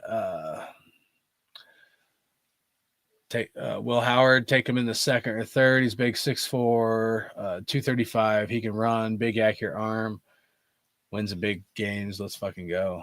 All right, I'll keep an eye on him, Will Howard. Ooh, Melkabeezy, dude, just dropped a freaking mic drop here. He said, "Oh, trade Max if it guarantees me Cam or Shador." It's interesting. It's something to consider, man. Something to consider, dude. Paul said, I was pissed. We drafted O'Connell and won a linebacker. Dude, we passed on all kinds of linebackers that draft, bro. The draft where we had McDaniels and Ziegler, we were going into the second round. I don't know if you guys remember the highlights. And Mark Davis literally told Ziegler, I forget who the linebacker was, but there's a really good linebacker. I think it was Trenton Simpson was still on the board, if I remember right. I think it was Trenton Simpson was still on the board. And Mark Davis, dude, everybody says Mark Davis doesn't know anything about football. I'm not buying that. Like, I know people are going to think I'm fucking stupid for saying this, but I'm telling you. Mark Davis tells Ziegler, he said, hey, there's still linebackers on the board. Like, hey, there's still Trenton Simpson still on the board. And then Ziegler was like, or something. And we ended up drafting Michael Mayer, which I like Michael Mayer. But looking back, and we draft Brock Bowers, I mean, do we really need a blocking tight end almost in the first round? Remember, we traded up in the second round to go get Michael Mayer. So what's the point of having like two guys like that? I don't know, guys. I think it's a questionable decision. If looking back now, not to be a Monday morning quarterback, but when the reason why I'm saying this, because I remember that video, and when Mark Davis is like, "Hey, Ziegler, hey, there's a linebacker available," and we passed up on him. We had opportunity to get him, dude. I'm pretty sure it was Trenton Simpson, the one I'm thinking of. I could be wrong, but I know that draft year before last, so 2023 draft, there was a lot of linebackers on the board because a lot of us in Raider Nation were sitting here looking at the draft board. We're like, why aren't they picking any of these linebackers? And they didn't. And looking back now, like you look back at that draft, we got Michael Mayer, who missed part of the season. I mean, I love Michael Mayer, but looking back now with the other Brock Bowers, I don't know that was a smart decision. And then the third round, you got Byron Young and then Trey Tucker. I mean, and no linebacker, bro. So decisions could have been made, and Mark Davis was actually trying to push towards a linebacker getting drafted. So said Champ Kelly's still learning. Telesco has had experience as a GM. That's our problem always, giving unqualified people a shot at jobs. I mean, is he though? I mean, I don't know if I agree with that. I mean, Telesco had a lot of time with the Chargers, and what did he really do? You know? I mean, they have a good team now with the right coach and stuff. So I guess you could say that's Telesco's team over there that just beat us. You know? I don't know. I mean, it's an interesting take to be like, you know, did Telesco build the Chargers team? How much of the Chargers being good is Telesco and how much of it is their coach? But they're going to have some cap problems coming up here too. They're going to have to take care of. So you got to think of that perspective as well. If they don't win a Super Bowl in the next 1 or 2 years. Then we'd go back to having a shit defense. Talking about if we get rid of Max, or worse defense, I would say. Yep. And then the talk is going to be like, oh, Raiders need to draft a defensive end. Same thing. We got rid of Khalil Mack, and everybody said for 2 or 3 years, Raiders need a defensive end. Raiders need a defensive end. That's what everybody said about Carr and Adams. They were gone, and they started to complain like Max not to mention Waller. Oh, man. O'Connell should have developed and done all the shit footwork and shift in college. Not now, bro, is my point. Yeah, I mean, I thought about that too. But, like, I don't know, man. I don't know. How much of your college time is, like, with schoolwork, and how much of it do you have time to work out? I don't know. You know? Trading Max would be a huge shift in the team. I agree. But it's something that could end up happening, unfortunately. I was mad when O'Connell got drafted. Purdue, what the fuck? Bro.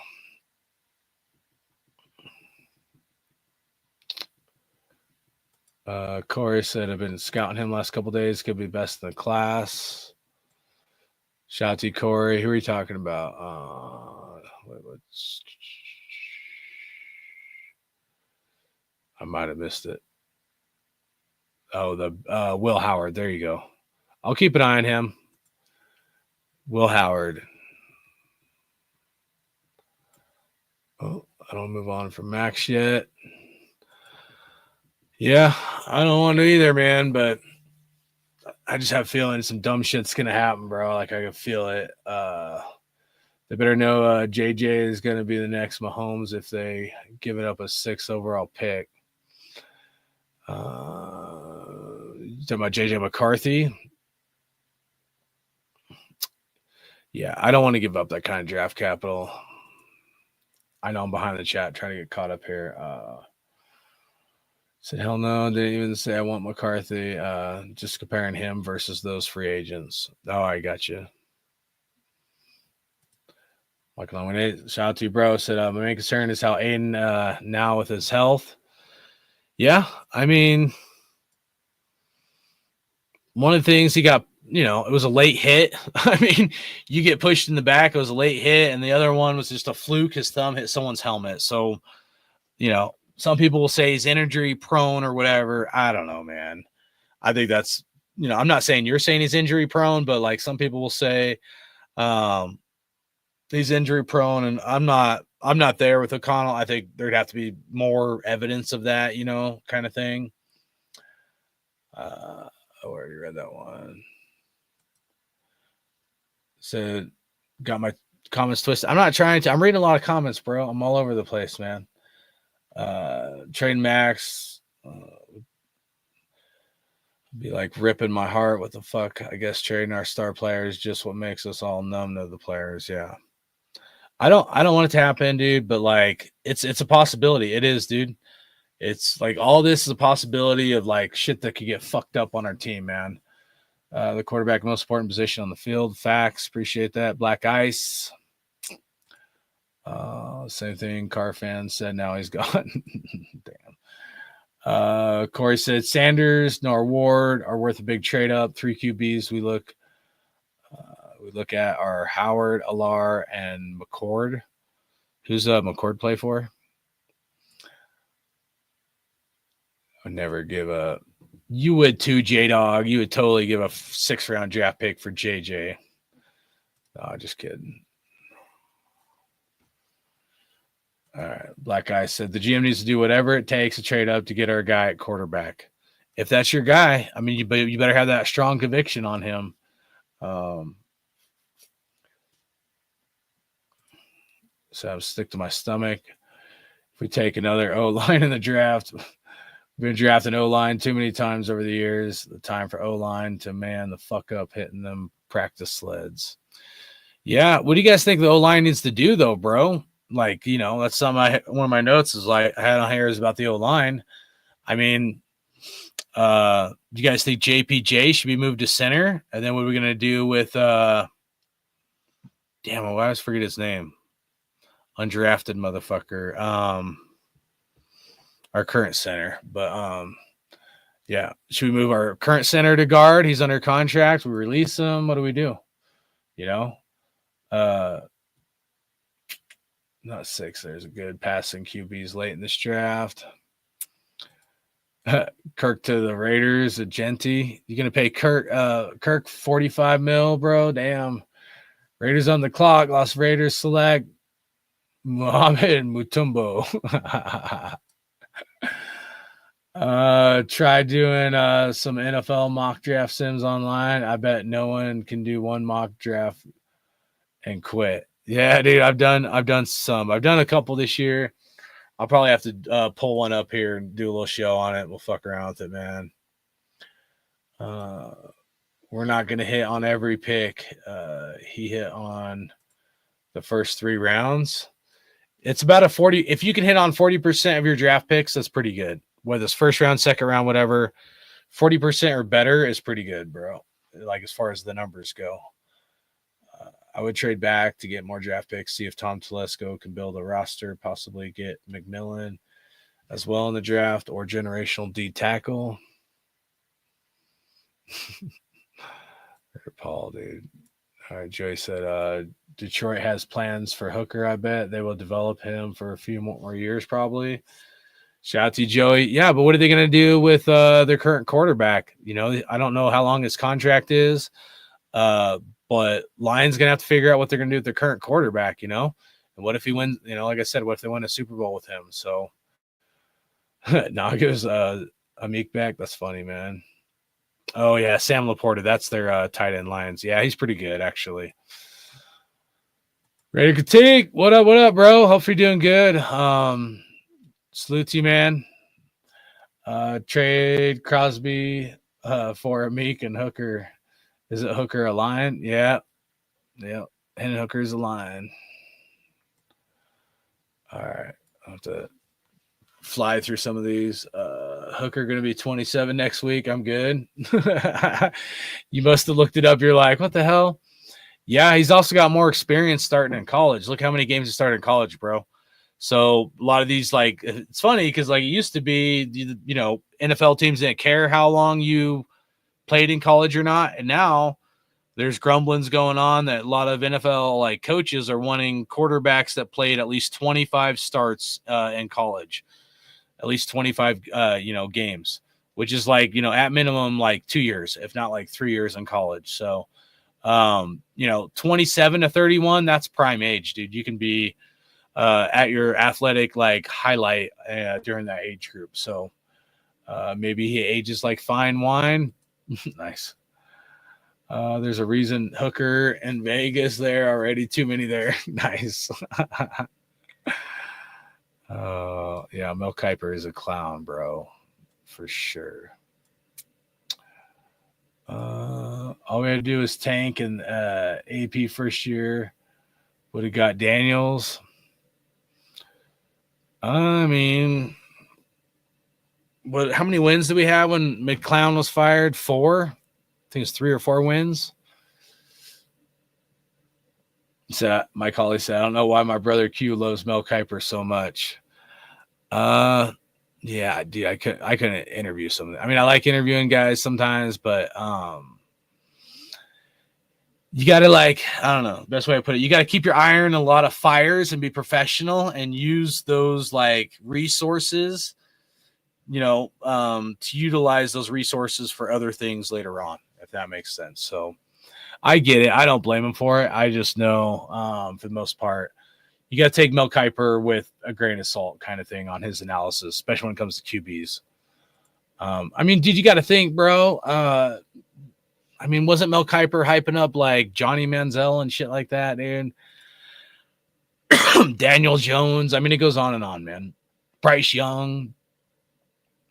And it makes you wonder, like, to me, like I said, do these guys get paid to hype up certain guys? Like, think about it. If you're the agent for Bryce Young, especially now with like NIL, or let's just say Shedeur Sanders, and they're like, hey, Mel Kiper, we'll give you $200,000 to hype me up in this draft, or we'll give you $500,000 if you pump the shit out of me. And so that way I go get drafted higher. We'll give you $500,000 if you say good things about me and have me, higher up in your mock draft. I'm speculating. There's no proof to anything I just said there. But if you think about it, it also would make sense because there's a lot of shit to do with money, dude. And if you're Mel Kiper and somebody was like, hey, I'll pay you X amount of dollars to, pump me up in your draft board, would you do it? You probably would. Most people probably would, dude. He's not doing that shit for no reason. He gets paid for what he does. So, all right. It's Mike Rand, shot to you, bro. So coming in late if AP stays. Who does he get for OC? I'm not like a lot of people don't want Scott Turner back. I think Scott Turner could be a good offensive coordinator. I think a lot of it has to do with scheme and the quarterback that you have, you're going to get, and the game plan for that. But for me, I don't know that there's a lot of offensive coordinators that I look at where I'm going to be like, oh yeah, they want to come to the Raiders, especially with the shit show we have going on right now. It's a hard sell. I'm, just be real with you guys. It's gonna be hard to be like, hey, Mr. Super stud, Ben Johnson, whatever the fuck his name is for the Lions. He's gonna want a head coaching job, but I'm just saying like a stud OC guy, you're probably not gonna get to come over here.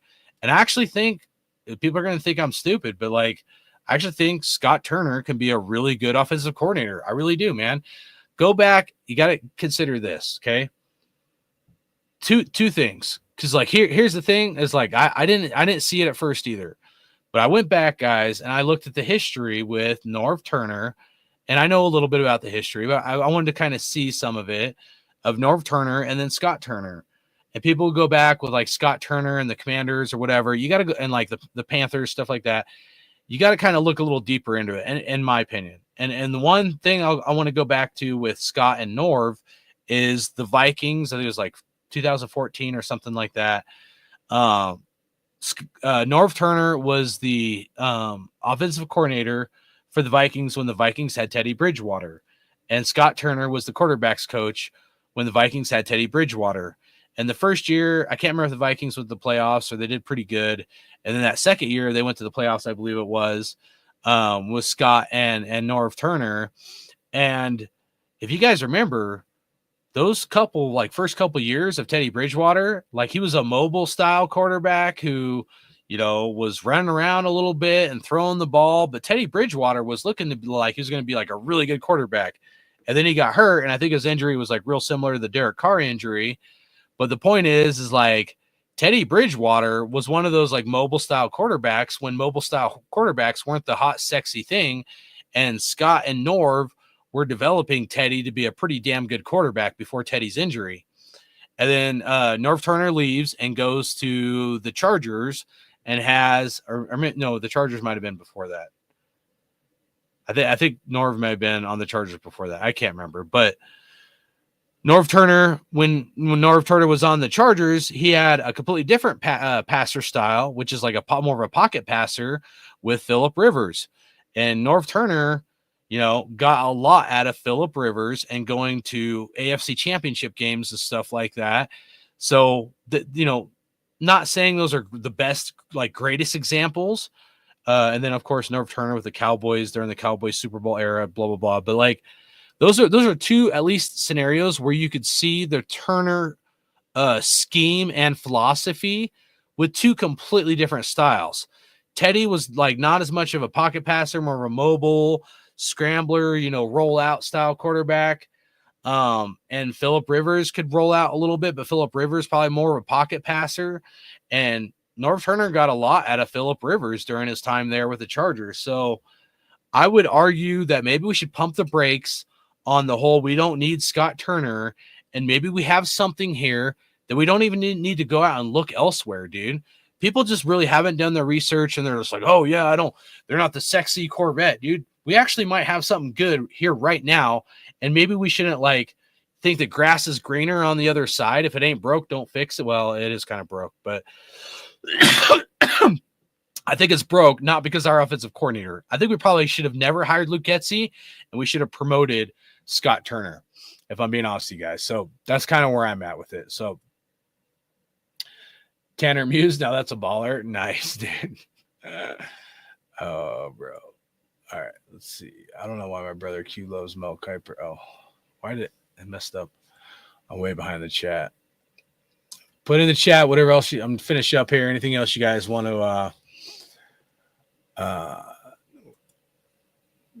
anything else you guys want to say? Alfredo said, I'm not even sure Scott Turner is going to be fired.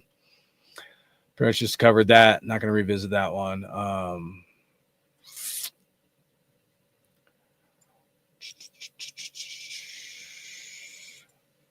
Greg said Caleb Johnson. Dude reminds me of Jerome Bettis, the bus. Nice.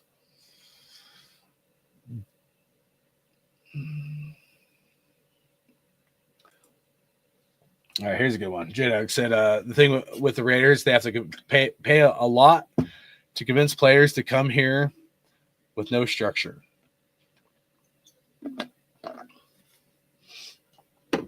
It's been the Raiders' problem for a long time. Have to overpay players. And then when you do have, we all say we don't have players, we can't draft in-house. And I guarantee, dude, I just have a weird feeling here's what they're going to do. Because they always do the same shit to us. They, run their mouth how Brokeback Jimmy is going to be a good quarterback. They run their mouth about how Gardner Minshew is going to be a good quarterback. And they have all these excuses of how they never actually say they were wrong and how wrong they were. And they apologize. They kind of half-ass apologize. And they're like, oh, well, this is the reason why I had that take or whatever. It's crazy. But what they're going to do is they'll do like they always do, the media shills, and they're going to convince us of why the Raiders need to do a rebuild and why these guys are not their guys. And guess what? We're going to take more steps backwards, and we're not going to go we're not going to move forward, whether we get a quarterback or not. I'm telling you, if they do this dumbass plan, and I have a feeling Tom Telesco is going to do this and not re-sign at least half of our free agents, I think half's conservative. I think it should probably be 75%. But if we go into next year and there's a bunch of guys we didn't sign, like Trayvon Moehrig, Malcolm Coots, Nate Hobbs, some of these guys, Spillane, we go next year and we're like, hey, what the fuck are they doing? We're in trouble, guys. I'm just being straight up. We're going to be worse than we were this year, or just about the same. We're not going to move in the right direction.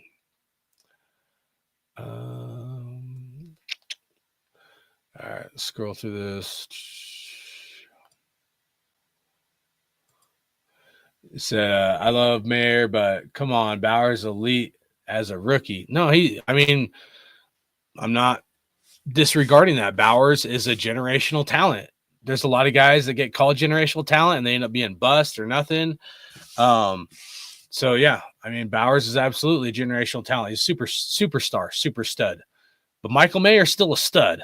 He may not be like a superstar stud or super stud.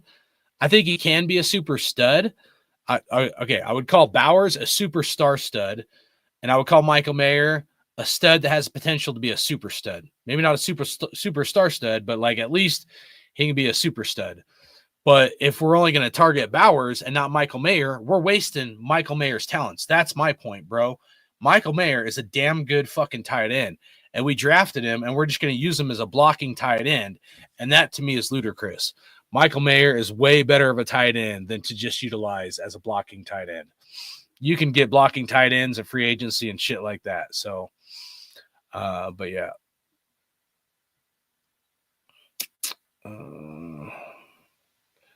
Said qualified people scared to lose a job with us quickly and fail as coaches.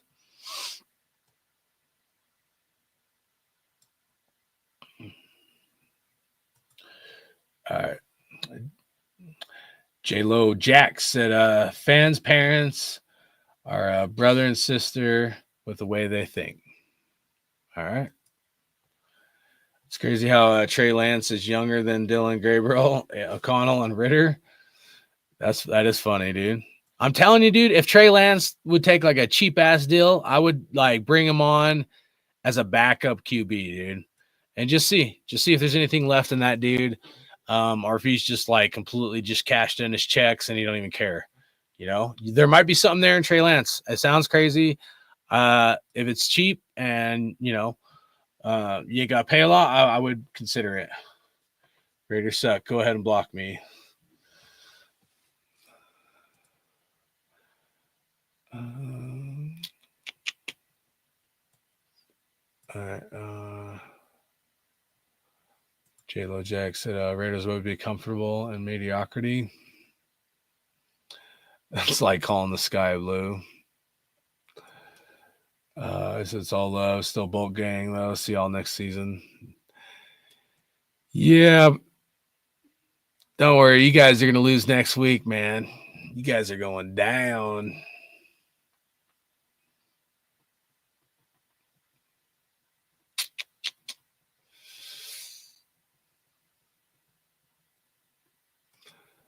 He said, I'm just fucking around. Go Raiders, my team. I love football. Nice. All right. What else you guys talking about?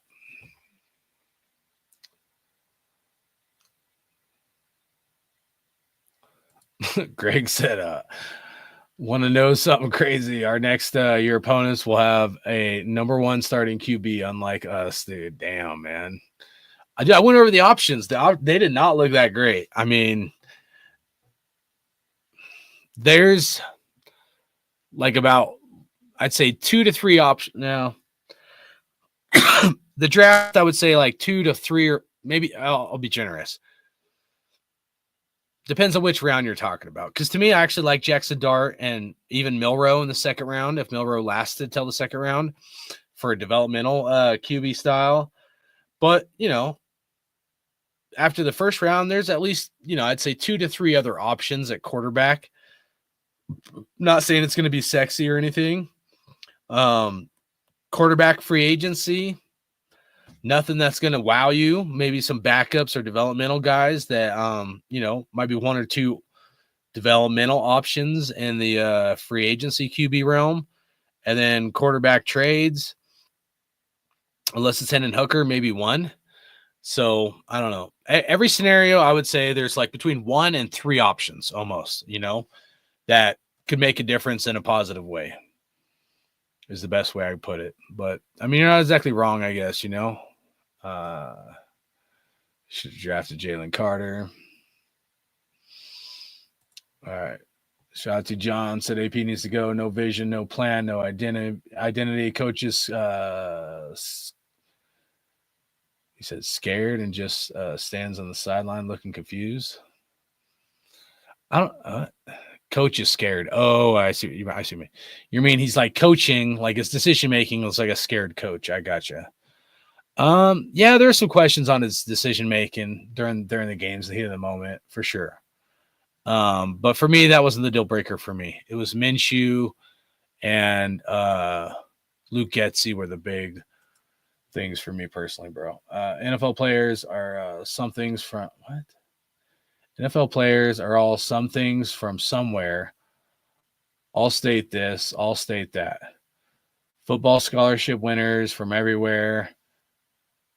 All are just big and fast as the next guy. Raiders should have done better. It's a little confusing, but I think I know what you're saying. Appreciate that, Richard. James said, no. Hookers, let's talk more about hookers. What's up, Raph? Hopefully you're doing good, man. John, he said, I like Jackson Dart, though. Yeah, me too, man. I don't know if he's going to be available in the second round. It's hard for me to say this, but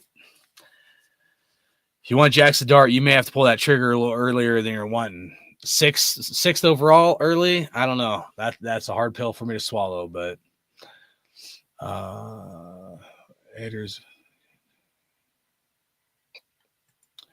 So Raiders or interviewing YouTube content creators for DC is what I heard. I don't know what you're talking about, bro. Appreciate it, though. The whole coaching staff situation is going to determine what happens at free agency and the draft. Yeah, no, you're right, because that's the vision, the game plan, the scheme. The team you are playing is all famous for victories. That should just make your victory over them more great. St. Crimson Day, Henry V. All right. Almost Band of Brothers. He's like Allstate, like commercials. I don't know. All right, old school said those were Telesco calls. That's why AP was pissed. Yeah, that was the gut check thing, bro. I played a little clip from the interview. Yeah, I don't even know what's going on now. But no, I agree with you. Old school Shotty, bro. That was like kind of my take, man. That's kind of one of the reasons why I was really like upset this season. That's why I didn't do videos, dude, because I want to come off the handle. And I'm like trying to keep my shit in check, bro. But I could see the bullshit, dude. Like anytime, like, I don't know, because I don't want to be like the I told you so guy. I just want the Raiders to do good, and I want to try to be positive. But like when we look at the game plan, and if I feel like there's like something happening in the Raiders organization where somebody's being set up for failure, it always pisses me off, whether it's head coach and GM, GM owner, GM and the quarterback, head coach, quarterback, head coach, offensive coordinator, GM, offensive coordinator, GM, and the Antonio Clown situation, you know, like anytime there's like, you know, because then here's the thing. If we're not like working together as a unit and there's like clash like this, then, you know, guess what? Now we got to go play two teams on Sunday or whatever the day of the week it is, because we got to play the team we're playing against. We got to play the refs because the referees, you know, they're going to fucking do their shit. And then, you know, throughout whatever else is happening, if it's like the GM and like the head coach not exactly agreeing, well, then you got a third situation, which is completely unnecessary. It's going to be really hard to be successful if within the people that are supposed to support you and like help you out, if you're like clashing within those other elements of the team. And so for me, if like I look at it, I'm like, when the season started and then as the season went on, even though Antonio Pierce didn't say anything, I could tell something was up. And, and I'm not trying to be like, Monday morning quarterback, but like I could tell there was some bullshit And a lot of us could. Like, most of the real ones in Raider Nation saw it, dude. Like, because we're not stupid, dude. The thing is, a lot of us are pretty smart, where we've been down this dog and pony show so many times, and the Raiders organization has hoodwinked all of us so many fucking times, and we've all tried to support the Raiders 110% or blindly or optimistically or however you want to put it, that when the bullshit like rolls downhill, we can now we're like you hit us in the face, we go down, you hit us in the face, you go down. We keep doing it, and it's the definition of insanity. We keep making the same mistake over and over.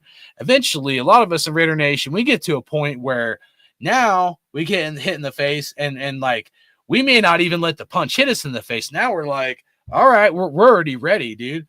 We've seen the same dog and pony show so many times that a lot of us can see the bullshit a mile a fucking way, because we've been down this road so many fucking times.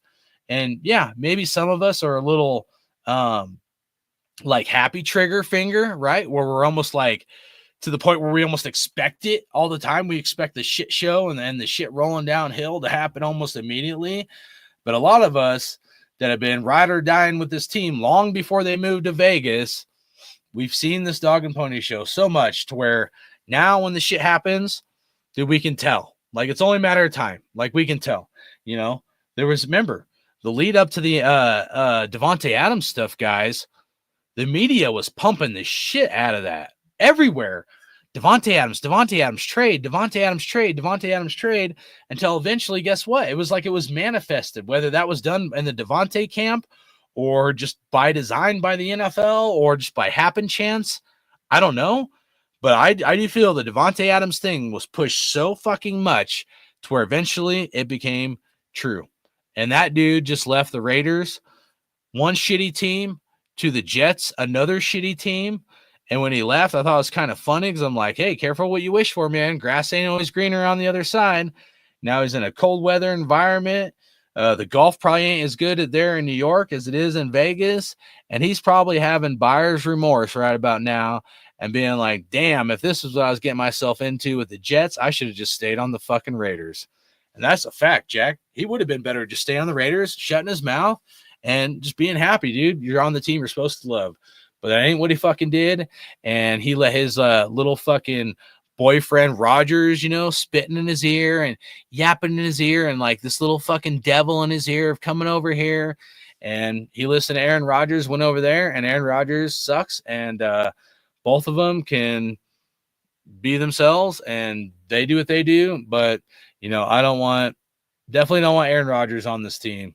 And Davante, he kind of pissed me off too in all this. He could have handled this a lot better than he did, but he is who he is. And, you know, Raiders will Raider, dude. That's all we know, man. Raiders will Raider. So, all right, read the last few comments in here, and then I'm going to bounce on out, guys. I appreciate you guys. Been going for a little over 2 hours here straight without a break. Mike Rain, hopefully doing good. He said Patrick Graham would be better HC than AP. I don't know, man. Maybe. I have to kind of marinate on that. I know some people said that, but yeah, he has a lot more experience. You're probably right.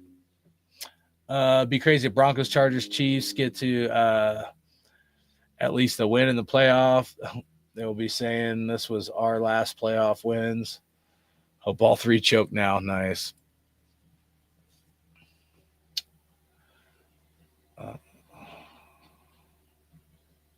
I don't even know what you're talking about, man. All right. Old School said AP didn't have the power we thought he had. Was in-house tug of war they kept under wraps. Well, and that's the thing I said earlier. You probably won't hear Old School, but like what I said earlier, bro, is like if you're a first-year head coach, dude, and like the general manager is saying like, oh, we need to sign Minshew and you need to start Minshew. What first-year head coach is gonna like, you know? And I said this earlier, but I'll repeat it, man. Like, what first-year head coach is gonna go against what the general manager is saying? Would anybody, if you're a first-year head coach, because your general manager is your boss, are you going to tell your general manager to go fuck themselves? You know, Like, if Tom Telesco telling Coach AP, hey, I want you to start Gardner Minshew because we paid him all this money. And you really think Coach Antonio Pierce, first year head coach, is supposed to be, and I'm not saying you, I'm saying, people act like Coach Antonio Pierce is going to like tell Tom Telesco no and fuck off. I'm going to start Aiden O'Connell, which is the whole reason why Coach Antonio Pierce let the cat out of the bag, and he said he should have went with his gut. I'm telling you, there was some bullshit, bro. And I agree with you that there was definitely some shit going on behind the scenes, dude. And Antonio Pierce was I think Antonio Pierce was doing what he was told at the beginning of the year. He's trying to be a good employee, a good soldier, a good member of the team. But after a while, he realized the advice he was getting and what he was being told was not going to work. And it was completely against everything that he had believed or wanted. And he was like, hey, I'm being set up for failure. And he probably decided to be like, I'm not doing this bullshit anymore, man.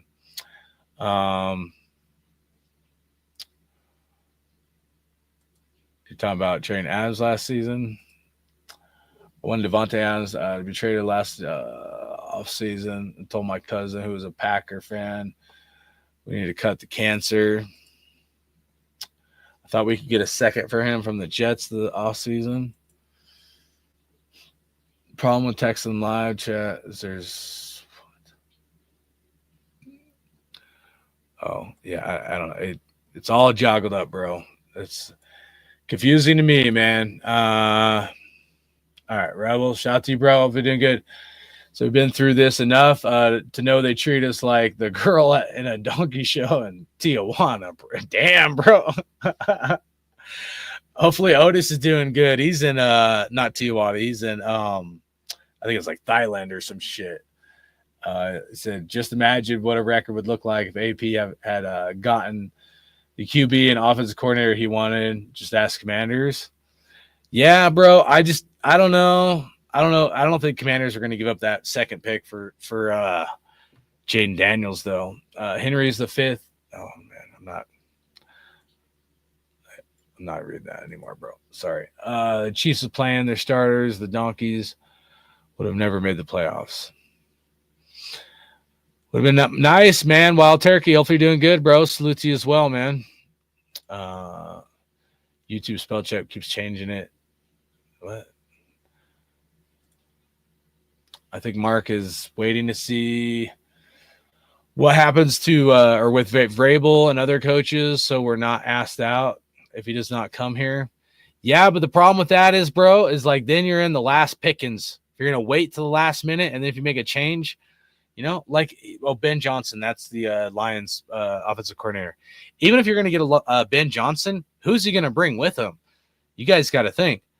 If the Lions go to the Super Bowl and they're like the last team, one of the last teams, and Ben Johnson can't take on a job until after the playoffs or the Super Bowl,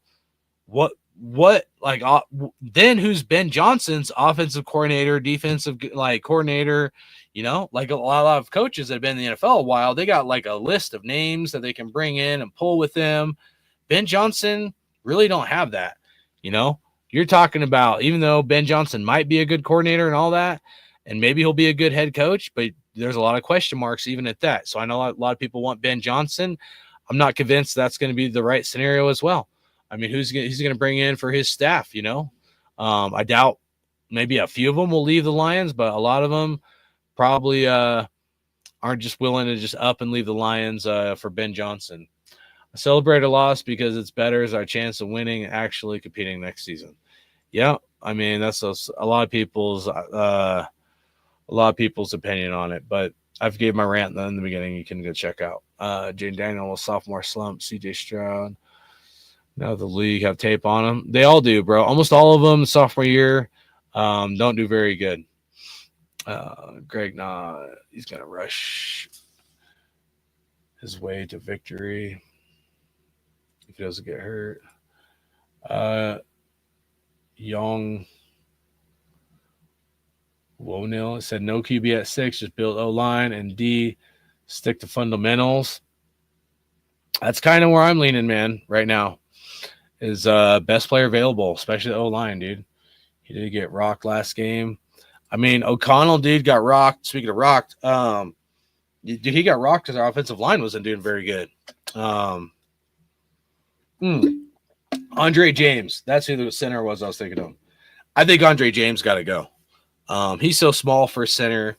He was good for the first few years. I'm pretty sure, if I remember right, Andre James was undrafted, came in for the Raiders as a guard, and then got promoted to center. I think that's when what's his name left. That was really good for us for a long time. But Andre James is he's just not very good. I know he's under contract still, but I think either he needs to get moved to guard or be released or traded or something. And we need to bring in better talent. You know, this offensive line is small and weak. And I know we did a lot better at the end of the year. I know we switched from the zone blocking, or started the season as a zone blocking scheme, switched to manpower blocking scheme, did a lot better. Our run game, that helped our run game as well. All around, made our team better. They did the exact same mistake last season, as well. So that's crazy. But yeah, if the Raiders want to do something like that, best player available, maybe O-line. I'm not convinced, unless it's Drew Allar in the first round. I'm not a 6th overall pick. I'm not convinced any of these quarterbacks are worth moving up and, drafting. For me, if a Jackson Dart's available in the 2nd round or something like that, or maybe you move up in the 2nd round or something, I don't know. I might consider that, but that's kind of where I'm at with all this, dude. I don't want to trade the kitchen sink for Sanders. I don't think he's worth it. Cam Ward, I think, is questionable. And anybody other than Drew Allar that in this, if he were to come out in this draft, I don't think nobody's going to be worth it. And you know what? Drew Allar might. If Drew Allar comes out in this draft, he might be the 1st overall pick.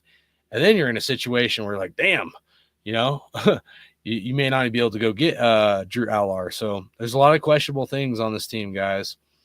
I think that was it for my notes. Appreciate you guys. Make sure you guys hit the subscribe and the like button.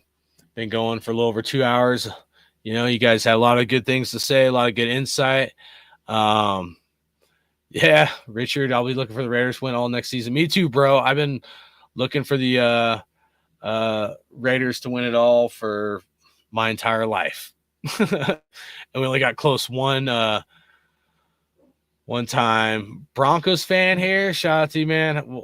Why are you watching a Raiders channel? But no, I appreciate that, man. I'm just messing with you. Playoffs? No, if Raiders aren't in, I mean, it's definitely, I'll be honest, it's definitely not the Broncos. It's definitely not the Chiefs. It's not the Chargers. And then from there, it's like not Steelers, not Ravens. I don't like the Steelers from like our long history rivalry. I don't like the Ravens because Saragusa took out Rich Gannon back in the day. So I almost never root for the Ravens ever since then when they, hurt our quarterback in the AFC Championship game. Pretty much took us out of a Super Bowl championship, in my opinion. Saragusa. I'd like to say rest in peace, but, man, I always hated that fat fuck. So that dude's a fucking piece of shit as far as I'm concerned. So I'm not going to say rest in peace. But other than that, I'd say Bills. I like to go for underdog teams, so I'd like to see the Bills win it all. Like a team that's never won a Super Bowl, that's usually who I go for in the playoffs or whatever. If the Raiders aren't in, we're never in. But I'll root for underdog teams, never won a Super Bowl. So I'm gonna say Bills and Lions. And if I were to pick one team to try to win it all out of those two, I'm definitely gonna go Lions, dude. I'd like to see the Lions finally get a fucking Super Bowl, dude. Damn, they've like never won a Super Bowl. They won some championships back before the Super Bowl era, but yeah, they've never ever won a Super Bowl. So they deserve it, man. Those fans, like I'm a hardcore Raider fan as well as a lot of people in here. And it's been rough being a Raider fan for 20 something years, or whatever, since we've been to a Super Bowl. But, you got to go back to 1983 since we won a Super Bowl. So 40 years since we won a Super Bowl. So there's been a few small spurts in the last 40 years that the Raiders have been good, I'd say. But for the most part, we haven't been good for the last 40 years. So it's been tough to be a Raiders fan. But even as tough as that's been, at least there's been some history with Raiders. At one point, we were really good back in the 70s and shit, early 80s. But Lions fans, they got it fucking rough, bro. Like Lions, like if you're a Lions fan and you've been a Lions fan this entire time, as much as I bitch and complain about my Raiders, if you're a Lions fan, like you're a hardcore football fan, as long as you didn't jump on the bandwagon kind of thing. If you've been sticking with them through thick and thin through all these years, then you're like fucking tip my hat to you, because that's straight up respect. You got to really love your team to put up with some of that shit, you know? So, yeah, man, let's go Lions, bro. All right. Appreciate that. Said Raiders Bronco games. Hope you guys are all contenders next year. Best of luck. Appreciate that. I can't wish the Broncos luck. I'm sorry. I live in Colorado, bro. I've been to Raider Bronco games. I get my nuts kicked in. I'm like, all my wife's family are Bronco fans. I respect you. I respect your fandom for the team you love, but I'm not saying go Broncos. So, but love you, man. Good luck on your fandom, though. So, all right, guys. Appreciate you guys. You guys know how this shit goes down, right? There's only one nation. That's Raider Nation. Appreciate you guys for tuning in. Hardcore Raider out. Later.